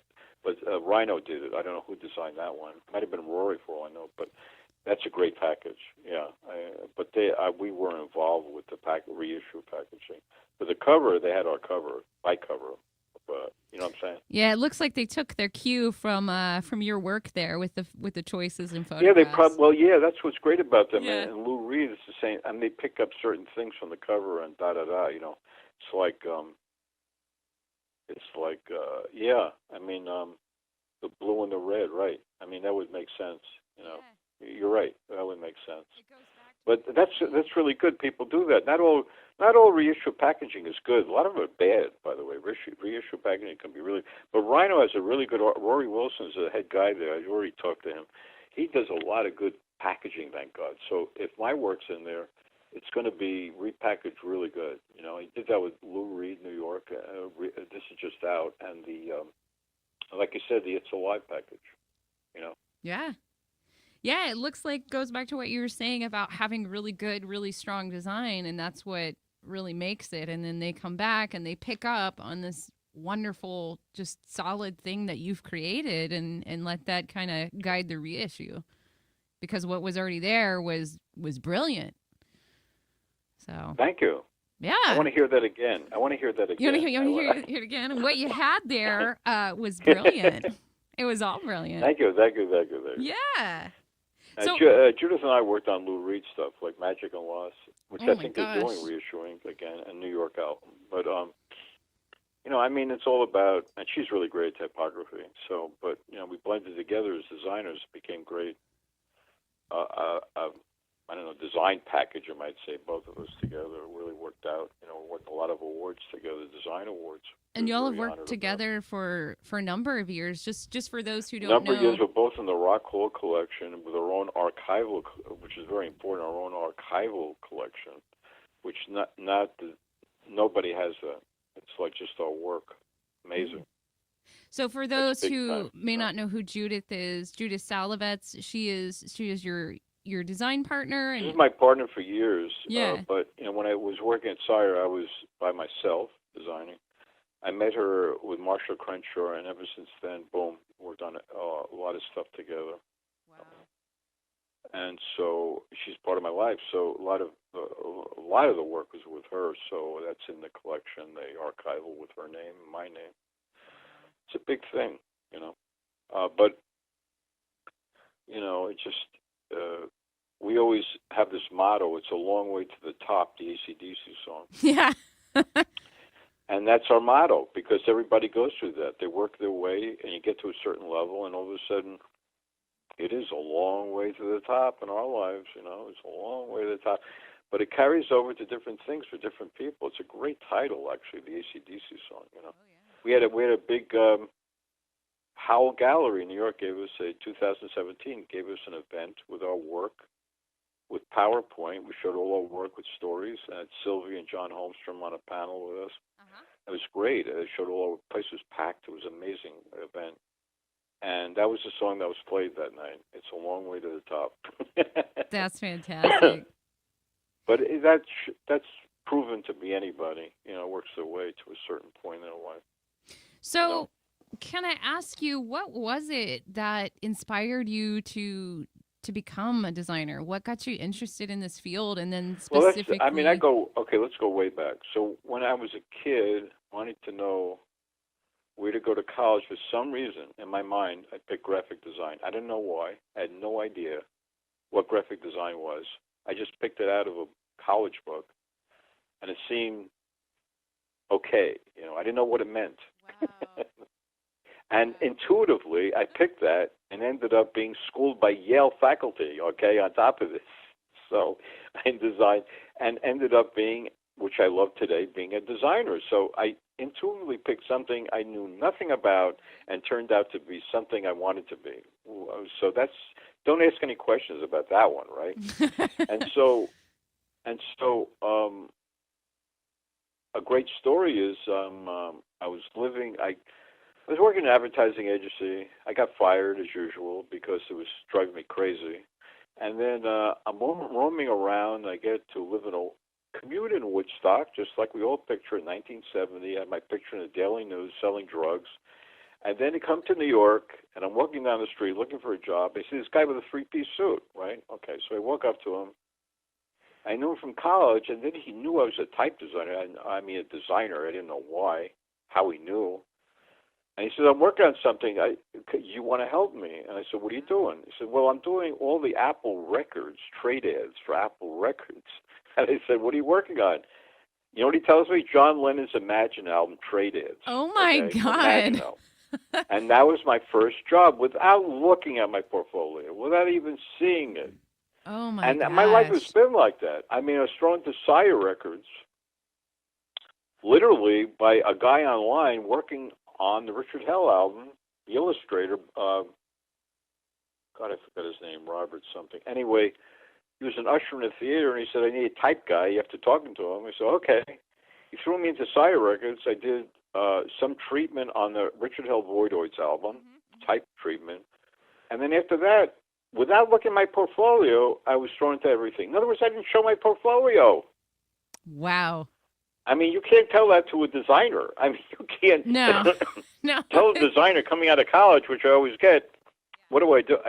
My life is totally different. I mean, I didn't show my portfolio literally till later after I assumed all this great packaging, and then all of a sudden I didn't need it.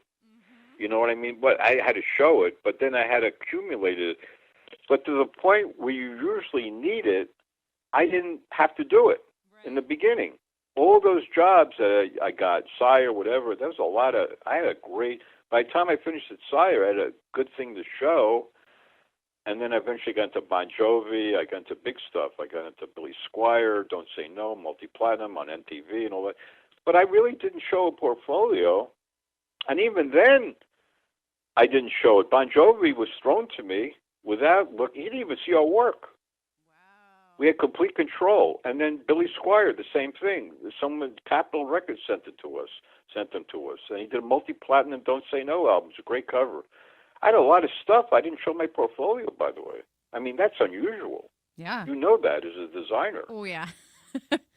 Most of my life, I did not have to show my portfolio. How do you like that one? Seriously. That's awesome. And now it's on email with a bunch of samples of covers I've done, and I send to the clients, and they see it. I don't have to show it. You know what I mean? That's my portfolio, Right. whatever you want to. But up to that point, man, it was not the usual thing in life. It was very unusual. I was given a lot. Either God was good to me, whatever it was. I didn't have to show my work. But I ended up being a good designer, so that it balances itself out. It's almost like, oh, you don't have to see his work. He's a good designer. You know what I mean? And you've gone on with your work to inspire so many You know what I other mean? designers. I didn't have to sell myself. I didn't have to sell myself. It's amazing. Yeah. They had people selling me without looking at my work. How ridiculous is that?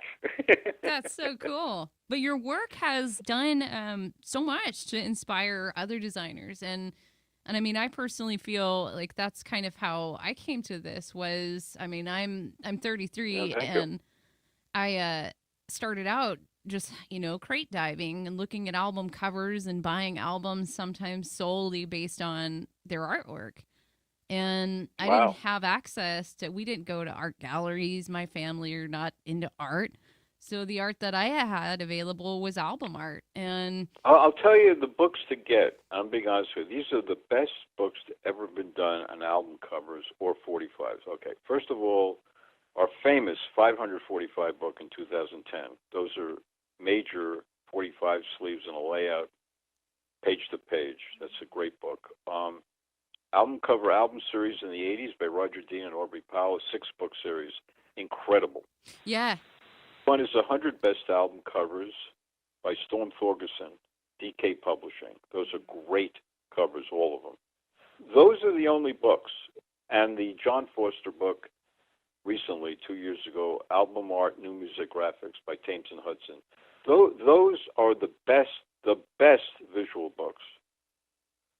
All the other fucking books you could throw out the window. Most of them are LP cover books. They're terrible. Yeah. They're terrible. They really are. You're lucky you get half the covers that are really nice. Seriously. Mm-hmm. I mean, they're junk. Most of them are junk. So those are the best. I'm telling you, those are the best books ever done on that. Yeah. And you want to take a look at great design, get those books. Yeah. Get those books. Yeah, They're worth it. I love that. But one of the things I wanted to ask was, knowing, as somebody who has done design, and I've done a little packaging design, commercial stuff, and I've done advertising. But my passion, really is collecting albums, and I'm very particular with how my albums are stored because that art and that music is precious to me. And I wanted to ask you, how does it feel as someone who's done this, for your life? How does it feel knowing that the art that you create is something that people genuinely love and preserve and geek out over? I mean, I've got, minor reissues, but I've got your work on Road to Ruin, and I've got Into the Century, and they're like, Oh, wow. in plastic jackets, and I have rules. You I mess don't with know. my I have a very albums, humble. Well, let me tell you this, Brent. I have a very humble look at life. First of all, I want to tell you, I love other designers' great work. I've got to go off on this. There's great designers like Stefan Sagmeister, Peter Seville, John Posh. They're in my Designing for Music book, which you have, Right. I think, the Yep. 1992 book. I do. Look at those designers. They're awesome, I think. Malcolm Garrett, Vaughn Oliver, he just died this year. He was an incredible designer for the Pixies and everything, 4AD. They're great designers in it. I have and I'm building a music designer series. I have a great respect for other great designers. I want to start off with that. As far as my design, I'm very humble about it. I really don't know. I hear about it. People tell me they have my stuff. Yeah. It's kind of like I just take it all in. Yeah. I just take it in when I was working on it. And they always ask this question, did you ever know they're going to be famous? I didn't know these were going to be famous like Talking Heads or Ramones. You didn't know that. You're working on it. You have no idea what the hell's going on.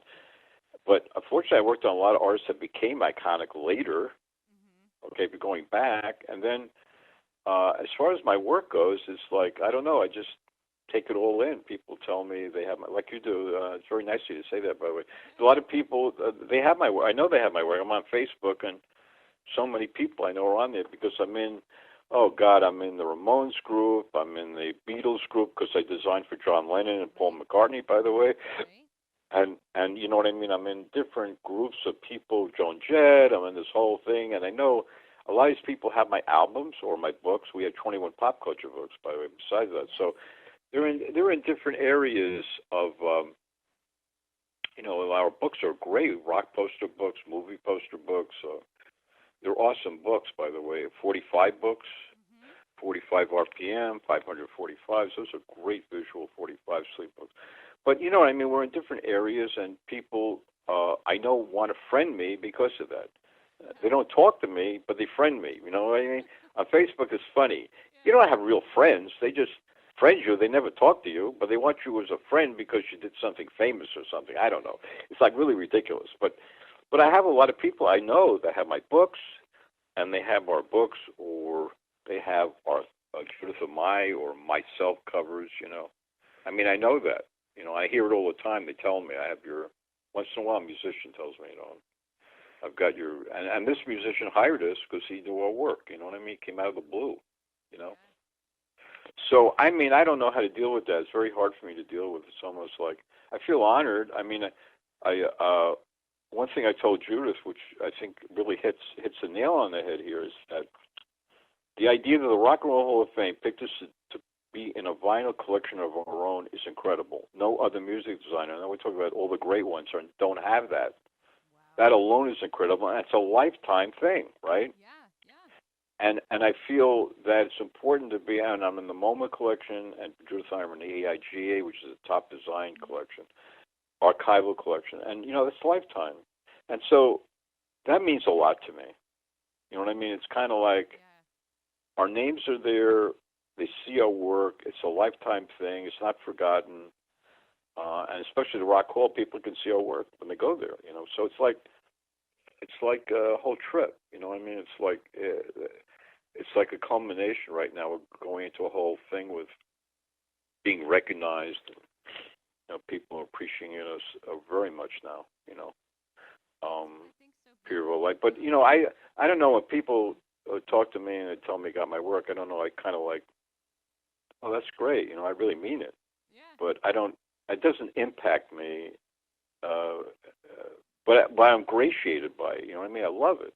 I mean, that you tell me or anybody else will tell me, I say, well, that's really cool. But it doesn't really hit me on the head. I haven't gotten a hit on the head yet. You ever heard of it? It's like I can't accept it. You know what I mean? It's really weird. I can't. Well, that's good. It makes me very humble. You know, I have an ego part of me and I have a very humble part of me. That's my humble part too.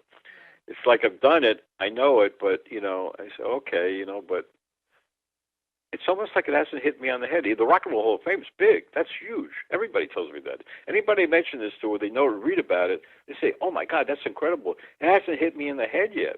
It's like a shock still. Right. That Judith and I are in this collection with our own archival collection. That's incredible. Yeah. Yeah. But, you know, it hasn't hit me in the head yet. Yeah. I think it's great about the work that you do in album packaging design and in all of your work with 45s, LPs, everything. You're bringing really wonderful art to people that might not otherwise have any access or any inspiration to go look at art. And that's certainly what it did, you know, for me and my friends in high school is we just go by and go look at things just based off of the album it's covers. interesting you said that. I want to go into that. There's different art and there's different photography. So on our new cover that we're working on, we have a mind-blowing cartoonist who worked with like Marvel comic books and stuff, who's doing outrageous pieces of art for the whole package. And so that's what we're talking about, art in that form, you know. And it's like the musician came to me. And he was blown away because he didn't expect a cartoon-like thing to go on. I can't describe it. I don't want to give the idea away. But he, you know, after a while, he thought about it. And then he said, wow, that's a great idea. You know what I said to him? It doesn't matter what is on the cover, whether it's a cartoon or it's an illustration or a portrait or a photograph or whatever. It's what it is and what it means. And if it makes the image for that cover, that's all it's about. It doesn't matter if it's a cartoon. That's what blew him away. It was like a cartoon idea, but he got blown away by it because if you see the cover, you'll know what I mean. It really the picture he's got is unreal. This illustrator, cartoon illustrator, but it's really a mind-blowing look. And then he loved it. He loved it. He understood it, but he didn't expect it. And that's another thing. Bring up ideas that are out of the box. I'm going to point that out. Out of the box. Don't go with picture on the front. Screw it. Talk them right away. I'd say, how about a piece of art on the front? Picture yourself in the back or no picture at all and put it on the inside or whatever and da-da-da. You know what I'm saying? Yeah. That's where this guy is at, too, this musician. He's really got a good visual head. And that's the way you got to think. To make a great cover, you got to get I call it out of the box. You got to bring up an idea, and that's what you want to do anyway, to separate yourself from these other goddamn huge amounts of packaging that look the same. You know what I'm saying? Right. So the important point is to do that great artwork or whatever, but it's got to be what I call the out-of-the-box idea. Yeah. I was flipping through some of the entries for the Making Vinyl event that was just happened here in December. Great stuff, man. Oh, my gosh. Oh. Yeah. And not only that, the records even. Like we're doing a color record. I mean, there are record designs on the record. There are the labels. People, like we're doing artwork on the record label, but no type at all. Yeah. Well, you got to put side 1 or side B or 1 or 2 to show each side. And then that side with the song stackers on the one sheet inside the album. Right. I've started to see a lot of that. So you leave it minimally on the label. See, there's ideas like this, and not everybody does it.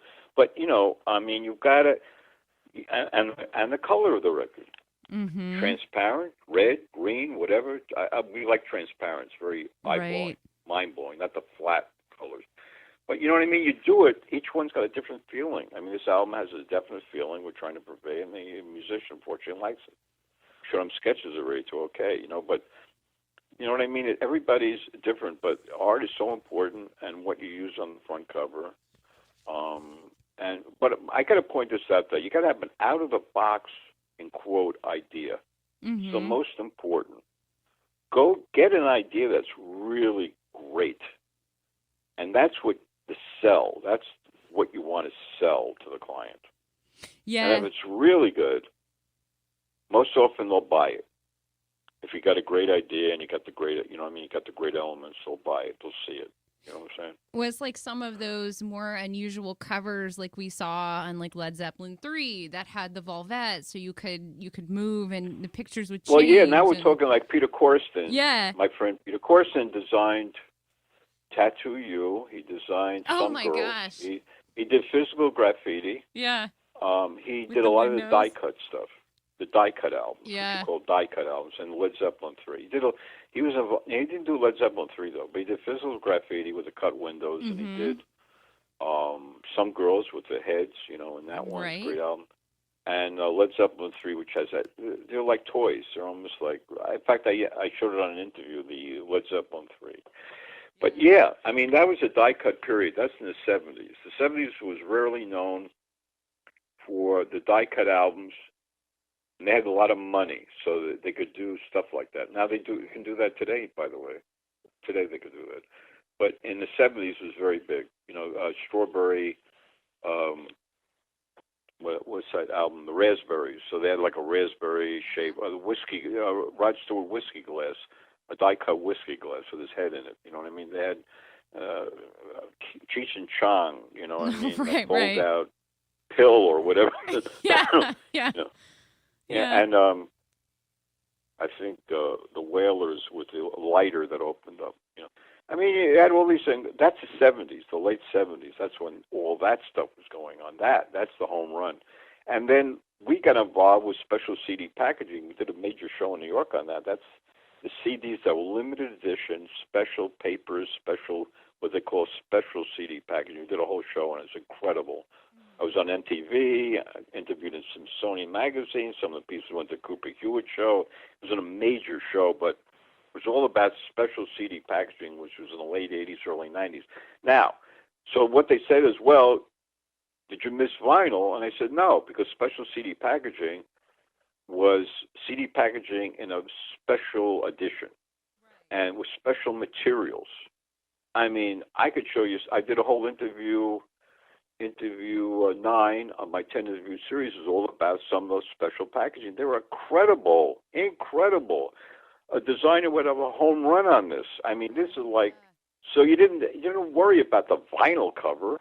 You had a tool to use in CD packaging. You could do anything. I mean, all kinds of paper stock. You could pick whatever you want. If you see these packages, you'll die. They're gorgeous. So many of them. They were just absolutely wonderful. I'd rather do that than fucking vinyl, to tell you the truth.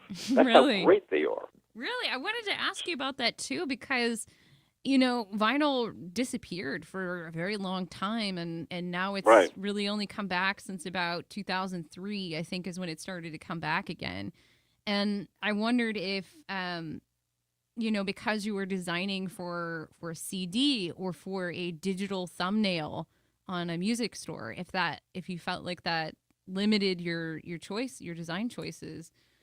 But well, CD got to get boring. If you're not into CD special packaging, which ended at a lot of it ended at a certain time, then it got kind of boring. Then you get into CD packaging, and that gets kind of boring.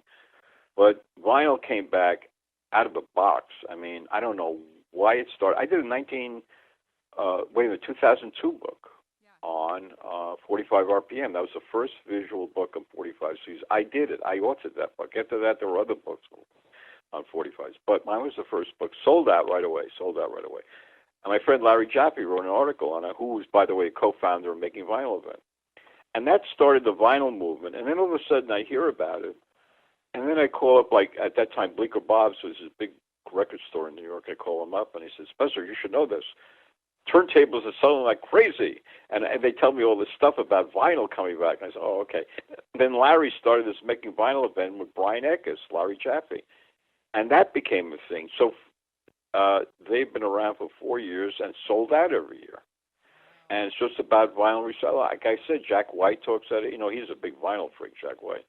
He's got his Third Man Records. And you got Michael Kurtz with Record Store Days, big vinyl freak, and little Steven Van Zandt, you know, with his record thing and his radio show. and just evolved, and now it's big. Now it gets bigger every year. And Making Vinyl event gets bigger every year. Just went virtual. I was on a webinar interview, by the way, with Making Vinyl, which was great, with Judith and me. But that's bigger every year, and you read about it, and it's just becoming a big thing. And big players now, musicians, when they do their CDs, they put out vinyl also. Yeah. It's a big thing now. I've recently purchased a few albums that were never actually released on vinyl because they were, made in the 90s and 2000s, and now they've released them for the first time on vinyl, and they're these glorious packages with all these inserts and all these little pieces of paper that are just beautiful. Well, like I said, judging the events, I'm seeing a lot of this stuff in front of my eyes, and there's a lot of intricate stuff going on right now, which is so great. I mean, this was gone for so long. Now it's... And what's really interesting is that musicians, and they make up the crux of this, they're the ones who know how important sound is, and they know vinyl is so important, and they're the ones that are making this trip happen. I mean, the DJs really brought this in, the hip-hop DJs. I mean, they're big time, because they were using vinyl all the time, and they still do. I mean, that's crossed over. That's the only phase of music that's really stayed the same in all these years with vinyl. Is record DJs, the hip hop guys, and if you know about that, you'll know that they use vinyl all the time. This has gone on for years, but other stuff quieted down. But now everybody's together right now. You know what I'm saying? Like it's all together right now.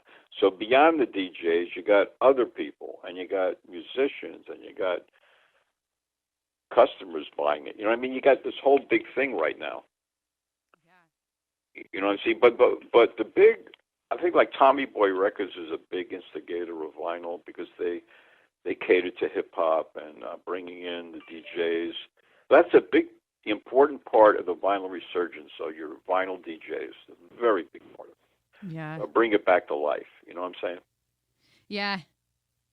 Do you think that, we've always worked with a square ratio for vinyl, for CDs. We've always worked with this 1-to-1 square. Do you think that will ever change if we go more and more into streaming media? I think CDs are going to go out. Yeah. CDs are going to go out. I believe vinyl will stay, though. Me too. I think so, too. And I don't want computer crap because I hate MP3. Forget about that one. I don't like it so either. I really think vinyl will stay, and CDs is a scary area. I think that's going to go. Yeah. 45s are printed very much too. That's another interesting thing because I'm a big 45 and LP collector, but I pick them for their design, not for that they sold a lot. And I don't care who the group is. If I see a great design, I'm going to buy it. Yeah, exactly. Sleeves. So I've got a huge 45 collection. I got a huge LP collection of best design covers. But, I've learned that 45s are as big as LPs right now, worldwide. Wow. And that's very interesting. So 45 exists. It's a very interesting design form. The 45 form is very interesting because it's, at that point, the minimal point of 45, your eye accepts a bigger visual. It's much bigger than the CD, you know that. Right. So it's good to work on as a designer because it's a bigger size image, not as big as a vinyl, but I think very intriguing size image to work on. We've done a number of 45s in our life. And I like that size, and I have a big collection of that. I've interviewed about 145s I interviewed on, 145s. And they're all incredible design, by the way, all different. Printed here, there, everywhere, different countries, but it's a great format, and it's big now. 45 is big. When I go to meetings, on packaging, manufacturing, the two biggest things that are produced are 12-inch and 45s. You know what I mean? Wow. Yeah, and I've noticed cassettes have kind of had a moment where they're coming back as well. What? Cassette tapes, they've kind of had their own little resurgence there as well, but... I didn't hear that. What has a resurgence? Cassettes, tapes. Oh, yeah, I was going to say that. Cassette, yeah, they're kind of still small now. Yeah. People talk about it. I know what you're saying. People are talking about it, but it's not as generated as big right now and talk as Yeah. The 45 and the It's not as good of a format, a I don't 12-inch think. LP size. You know what I'm saying? Cassettes are crap. Don't say that, Rocky. I have a whole cassette collection. I don't want to hear that. I hook up my Sony I love my original. cassettes. Listen to this. My original Sony Studio metal, not plastic, metal cassette player, which is gorgeous. Oh, Two sweet. Bose speakers, and I play my cassettes also. The sound is unreal. I make mixtapes. But I play a lot of vinyl. Vinyl's Yeah. my thing. Yeah. But I have a big cassette collection. I haven't thrown that out because there's some great stuff on it. And the fortunate thing is I don't play it that much, which is great, so it stays in good condition. You know what I mean? But I hook my cassette player. You know what I always tell people? It's not it. The speakers are a big thing. Like my turntable is a very good turntable. It's not $1,000 turntable, but it's a good amount of money, but not like expensive. But the Bose speakers hooked up with, oh my God, that makes the whole thing happen. So it's like getting a Panasonic camera with a Leica lens. You know what I mean? The lens makes the whole picture. So you can have a normal camera, not exceptional, but good, and hook it up with a Leica, which is an exceptional lens. Boom. Great picture. That's the same thing with music. I hook up my cassette player with Bose speakers that are portable. They're gorgeous. Sound is amazing. I have the same thing with my turntable. It's the speakers that really make it, True story. not the apparatus. See, True that's what's story. important to learn. It's not the apparatus. Because people used to do that. They spend thousands of dollars on a fucking turntable. Oh, It's yeah. ridiculous. No. You can buy a great turntable up to the $500 range. I mean, a really good turntable. Mm-hmm. You can get it at $250, to tell you the truth. That's what I've got. The same one I've had since 10th grade. This is the one I use every day. Yeah, and people don't understand that you don't have to get this elaborate, which they sell a lot, the thousands of dollar turntable. You don't need that, man. You know that. It's the speakers, though. You got to have Bose speakers at least. I have Bose. I love them. Great sound. Just hook them up to whatever, cassette player and my cassette player is the metal, the original metal. They don't make that anymore. They used to put plastic, a lot. The metal player I hardly use. It's gorgeous and it plays fantastic. It's a studio. They call it a professional studio. The record company people would buy stuff like this. I hook it up with Bose speakers. That's important, on sound. But, the turntables, the vinyls, the sound is amazing. So that's why vinyl's coming back. So much more. It's like I explain it to people. I'm like, I say it's a vinyl is like looking at a painting, like a Michelangelo painting in an art gallery where you can see the brushstrokes and you can see the depth, Right. and you can see how much paint was used. That's what a vinyl is.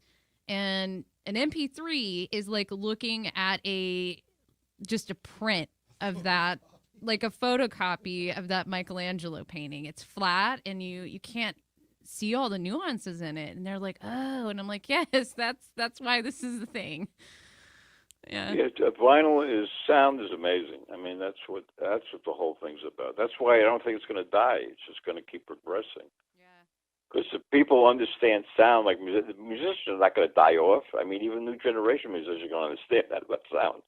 So that's why I believe it's going to stay, because the musicians have accepted it now in a big way and producing it, and they love it because they know about the sound. So they're putting out CDs and vinyl, a lot of them. And then I'm seeing that's not going to change because of the sound. And the reason, again, that musicians accept it, that's not going to change. Yeah. You don't have that experience with an MP3 that you have. Horrible. Forget about it. Don't even want to talk about it. No, you don't have it at garbage. all. Where you take your record. No, it's not at all. I mean, probably the next best thing is a CD, and then you get the vinyl. I don't know. Yeah. The vinyl is an experience. 45 is interesting, though. Yeah. I mean, 45 is, people don't talk about it. That's big. 45 is big. I go to get it, for my collection, I go to England, Germany to buy 45s, different countries, Dutch, or whatever, the United States. Each person that's selling 45 is a huge amount. It's a huge amount. I mean, we're talking about astronomical amount. So it's big. It is big. You know, I'm talking about new 45s, not just old, new 45s. And the indie groups, you know, big time, especially England, huge, huge. I'm going to tell you this. So 45 we should talk about because that is interesting, because that's big, and people are producing that. And again, 45 is like the ticket with vinyl, you know, that the sound, right? So we should talk about 45s as much as we talk about albums, you know what I'm saying? Had recently purchased a couple of 12-inch records that were recorded in 45 RPM because I understand that's better for sound, even though it's a 12-inch. It's in 45. I don't know. It's according to the amount of minutes on it. I don't know. I mean, 45. You have a limited amount of minutes. And you have to go through that. I don't know but you know, 45 is okay. I mean, 45 is fine. I mean, it's like if they fit on a 45, it's good. There's no whatever. If it fits on a 45 in time, then it's good. It's as good as a vinyl record. You know, they're all vinyl. The vinyl 12-inch is the same as a 45. Yeah. Right? You know what I'm saying? Mm-hmm. So as long as it fits on a 45, it's fine. You're going to have great sound. Yeah. You're going to have great sound on a 45. You have the same sound as you do on a vinyl 12-inch. That's what I started out with in my life was the first things I ever really listened to as a kid were all on 45. We had a jukebox and right. Like I said, I was born in 1987, and so everything that I heard was a lot of these bands that you have designed for was a lot of my favorite songs as a kid were Talking Heads and Devo, and we didn't have any Ramones on our jukebox, but they were all on 45. And well, you know, the big label is Sub Pop. Sub Pop, right. I've interviewed with their work. Sub Pop's been in existence since the 80s. My friend Jeff Kleinsmith's the art director, great designer, by the way. But I have a lot of 45s from Sub Pop. They're gorgeous design. But the point is they also did the first recording of Nirvana, by the way. So they've been in existence since 87 till now with 45s and 12-inch, okay? That's a long time. Yeah. And when we talk about there's no quiet period, they've been with 45 since then. So, you know what I mean? This is an ongoing thing. You know what I'm saying? Not quiet period at all. Since 87 straight to now, they've produced the same amount of 45 as 12-inch, you know. So it just shows you the popularity of 45. Yeah. You know. Yeah, there's lots of cool things you can do with a 45 that you can't with a I was talking with an album. artist who he wants to put out a 45 on old recording with a new cover in a 45, you know. That makes sense. Yeah. You know, he just wants to relive it. But, you know, I mean, people are doing it different ways. And like I said, a lot of indie, I have some great 45 covers. They're gorgeous. They're like all different kinds. But some are really funny, too. They're incredible concepts. But 45 is a great visual plane, bringing that back, which I think is so important for designers because the size of it is like really nice to work on. But that's the minimal size, you know. From there up, you're okay, you know what I mean? Right. But that's the limit. That's your size where you start off with. That's a great size to design on 45. I love designing on a 45. That's why I was as a designer so happy to see vinyl making a comeback because, you know, when I was a teenager, we were doing MP3s. That's all anybody was doing. And you would go to the iTunes store or wherever and you would see like this tiny thumbnail, like this tiny, like 100 pixels by 100 pixels. And you're not getting that experience. You're not getting the story about the band, the pulling the album out of the sleeve and seeing, you know, the inner sleeve and any inserts that come with it and any of like if it's a gatefold or if it's a, you know, a multi-disc package. You don't have any of that with just this tiny little thumbnail. Yeah, and by the way, I should plug Making Vinyl. If you go to makingvinyl.com, you'll get all the information on Making Vinyl. And they just finished their event beginning of December, so it's usually in October, but next year it'll be October somewhere in October to December. So check it out, Making Vinyl, and on the makingvinyl.com you'll have the different years also with the program, so you can read those, which is very interesting. So you could go on, and there's one with a picture of the group of us judging with me in it. You'll see, but the programs are really good to read because there's some good information on that, and they have their program, their printed program you could read. For the last since they started. Wow. And anyway, this is a story of making vinyl. Anybody vinyl should go to that. Keep up with making vinyl on makingvinyl.com. Okay. Yeah. So we're here on the second day of the new year, and you've mentioned that you are currently working on a new album design. What else can we look forward from you Well, for I'm doing 2021? a HDTV show with Judith starting in the spring, which will be interviews with musicians and probably a lot of visual designers on it and da-da-da. And then we've done a lot of interviews that are on YouTube with Zachary Martin from HDTV, who used to work with the famous Scott Muni, DJ, years ago. And I'm doing with him, we're doing an HDTV, me and Judith, series on, like I said, we finished a 10-interview series on YouTube, which is all about packaging, 45 LP and special CD packaging, over 150 pieces discussed. It's a great learning tool. If you want to see something about learning about design, you go to this interview series. And then we're doing now a music design series. So we have about 4 or 5 already started, a couple finished already, some doing next 2 months, a whole series on music design, famous music designers. That's another cool one. So I mean, we're involved with that. HDTV is big, and then they got a radio show, Red Velvet Media, the Indie Cafe and Red Velvet Media Blog Talk Radio since 2010, with a woman named Holly Steffi, and we've been doing that, interviewing musicians, pop culture artists, and everything. But I really like this HDTV because you can see and hear. There's a big difference. Yeah, yeah. So that's a big thing with me. Of course, being visual people. Right.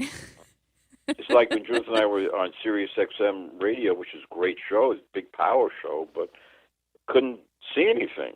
We're talking about album covers. Nobody could see what we're talking about.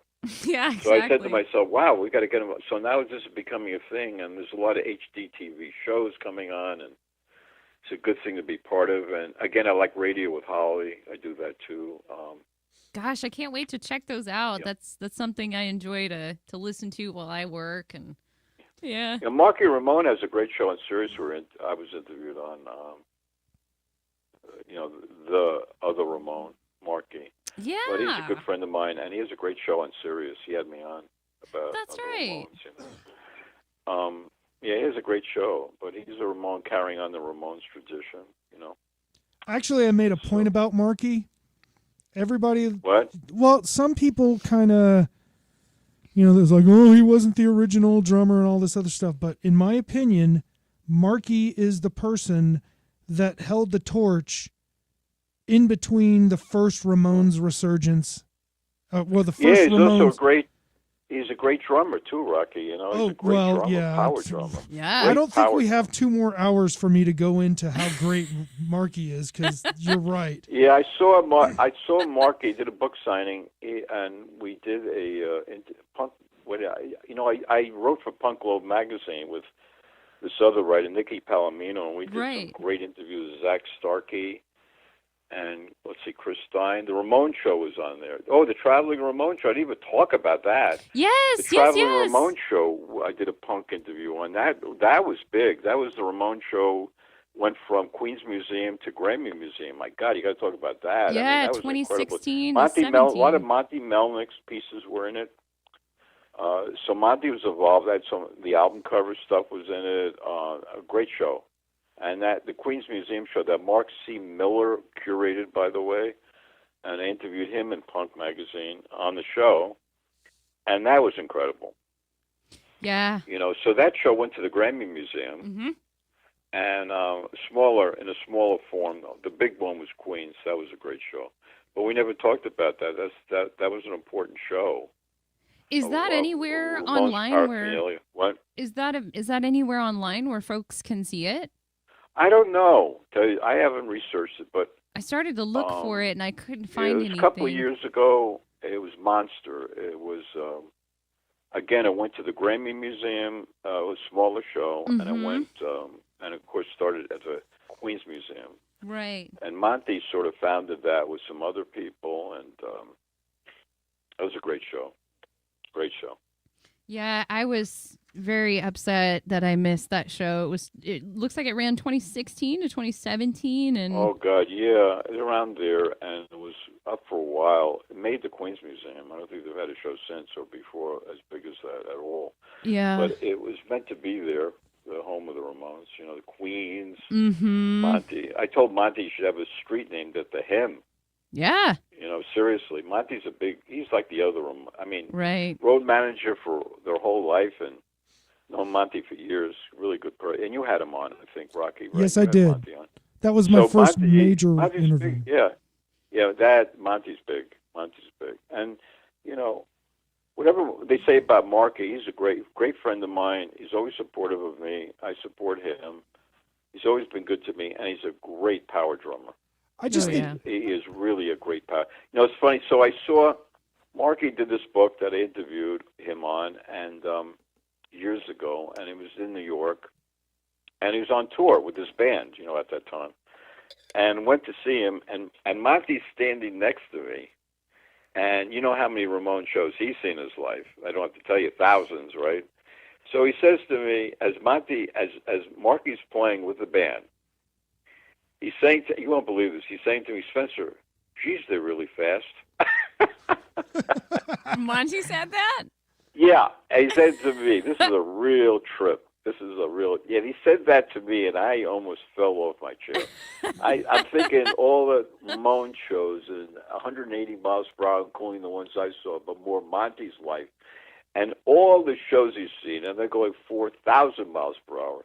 And he's telling me next to me, gee, they're really fast. Wow. That's a story, right? That's a great story. I never forgot that. It stays in my head, that one. I always hit him with that one, you know.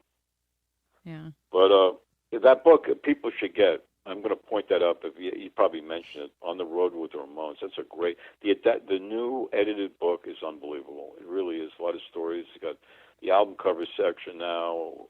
Again, with my name, and I'm very honored to be in it. And the stories are unreal. I mean, you can't stop reading this book. It just keeps going and going. Yeah, that interview I did with him was pretty much framing all around the book. So we tried to make the book the central focus of the interview. Yeah. But I want to point it up again for Monty, because if I'm on for the Ramones, I'm going to definitely, before I leave, I've got to mention they were in the Rock and Roll Hall of Fame. For all who don't know, the Rock and Roll Hall of Fame, well-deserved, and I wish certain people are alive to be there. Yeah. That weren't. Yeah. But it's amazing to me that they were so young and passed off. And Tommy was on my show with Monty, one of my first shows on radio in 2010. Amazing person, Tommy. And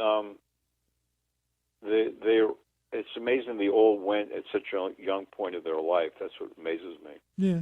Right? Yeah. And it's a tragedy in a sense for an iconic group like that. Well, it's like that whole thing of those type of people burn their lives faster than the rest of us.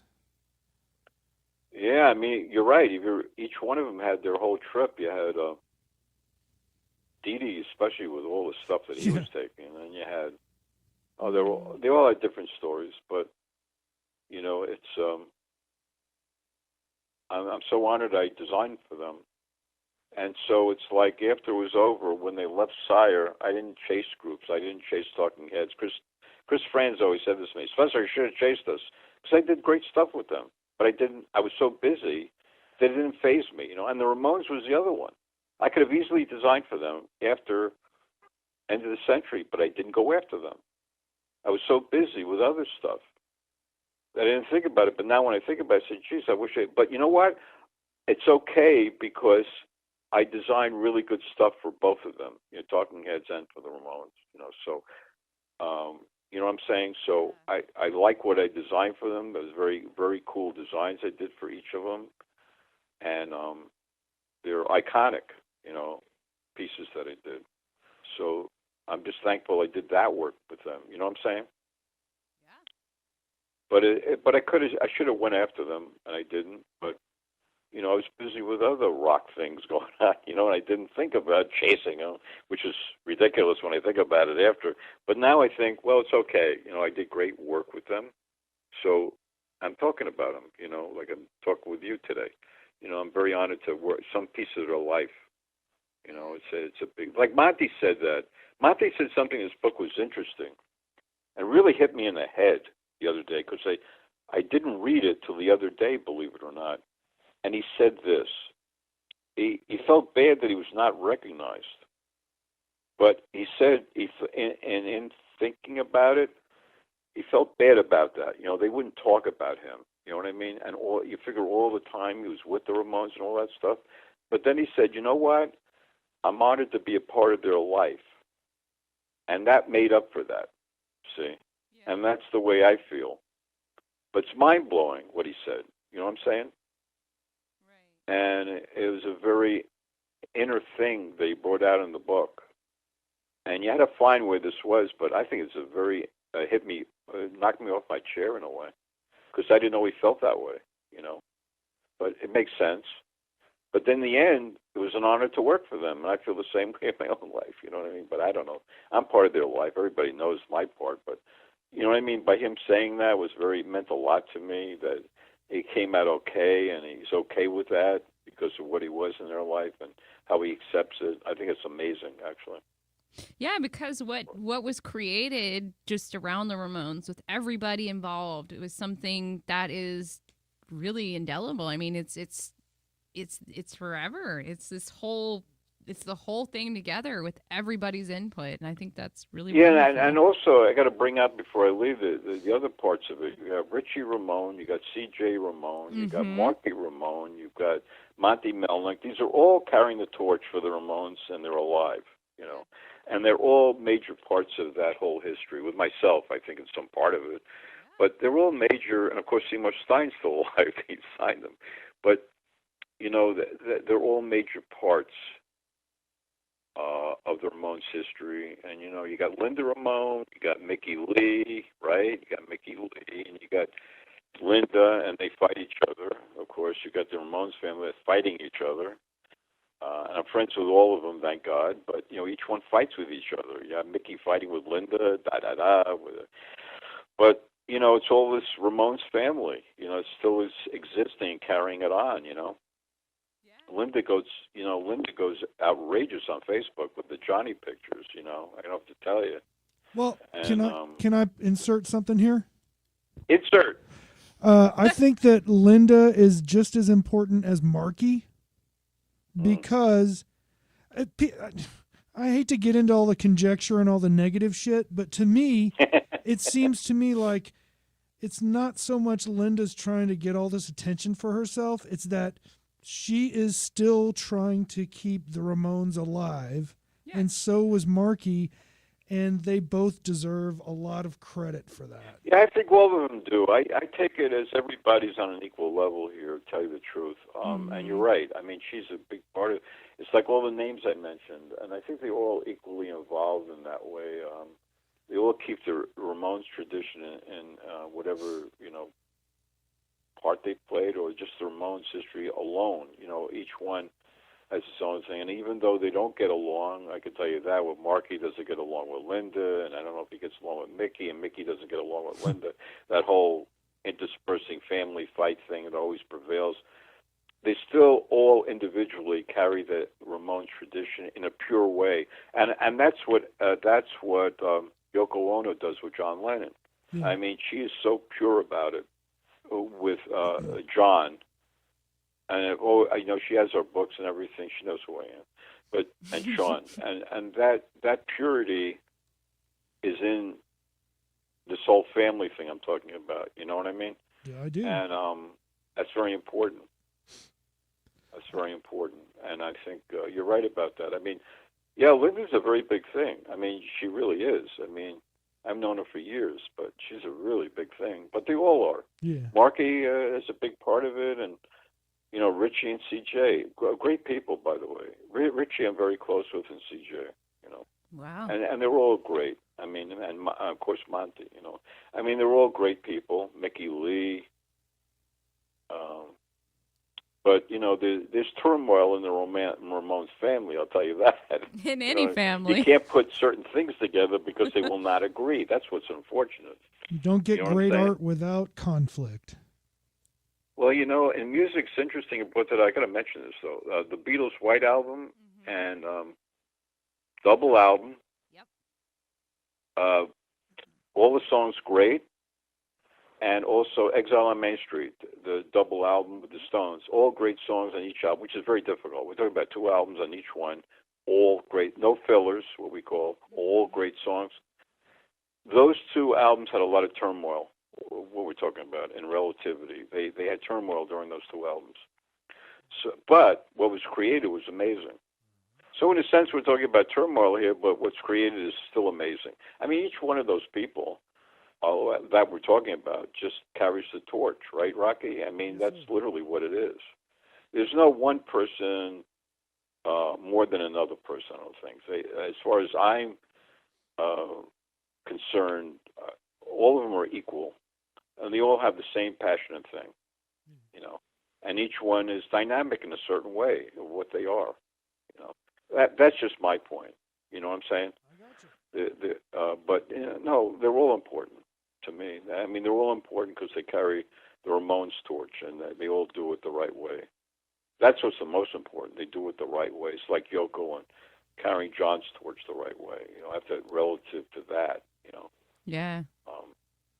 I just think it's exciting to keep all these stories alive and to see all of these new events that are coming out, to keep vinyl alive and to keep all of these bands current and to, have more folks get interested in them and see what is this? What are Talking Heads? What are Ramones? There's always you always get a lot of Ramones fans, Yeah. Right? You know that, Bren. Oh, yeah. And Rock. Yeah, there's always Ramones fans. They're always there. It's not like that's never going to be lost. That's the thing about music. It's like people. It's like they remember John Lennon. They'll never die. Remember the Ramones. Or remember Talking Heads. Or remember da da da. You go down the line. If you go to Amazon and go to my name, you'll see a lot of books. It's a whole thing on me. Is there anything coming up in 2021 for you? Well, the album cover we're working on is big. The vinyl cover we're working on, that's big. I'm so excited. And then I've got a lot of those shows I've been talking about, the HDTV shows and the HDTV show in the spring launch and the interviews, HDTV interviews, the 10 interview series I said before, which is out on YouTube, and also the music design series, famous music designers interview series, which is going on now. And then the show launched with me and Judith in the spring with Pat Bambarek from HDTV. There's a lot of stuff going on, and then I'm doing the vinyl covers, and who knows what else is coming in. It's a lot of action. I'm getting interviewed a lot, Rocky. I'm getting interviewed a lot, me and Judith. Well, that's great. So there's a lot, me and Judith. Yeah, so a lot of action. So I guess you could just maybe say, look for Spencer on, Facebook? You go to the internet. If you go on an internet search of Spencer Drate, I'm on Facebook also. Our album cover stuff is on Spencer Drate / Judith Salavetz, Salavetz. That's a site on Facebook. And then, wait a minute, I got a big site on Facebook called Vinyl Talk. Bren, called Vinyl Talk. You should join that if you're on Facebook. Yeah. It's all on vinyl. It's all on vinyl. It's called Vinyl Talk. I'm administrator on that. And that's your group on Facebook? I didn't even mention that. That's a big one. That's all on vinyl. I'm going to find this group. Vinyl Talk on Facebook. The Vinyl site on Facebook. Talk. Go to it. A lot of members. I'm and going it to gets join bigger all the time. So. Well, Spencer, I truly appreciate all the time you've given us and all the in-depth stuff that we heard from you. Well, thanks a lot, Rocky. Yeah. I want to thank you very much, Bren, for having me on, and I enjoy it. I'm Rocky the Ramone, and Bren. Say goodbye to everybody, Bren. See y'all later.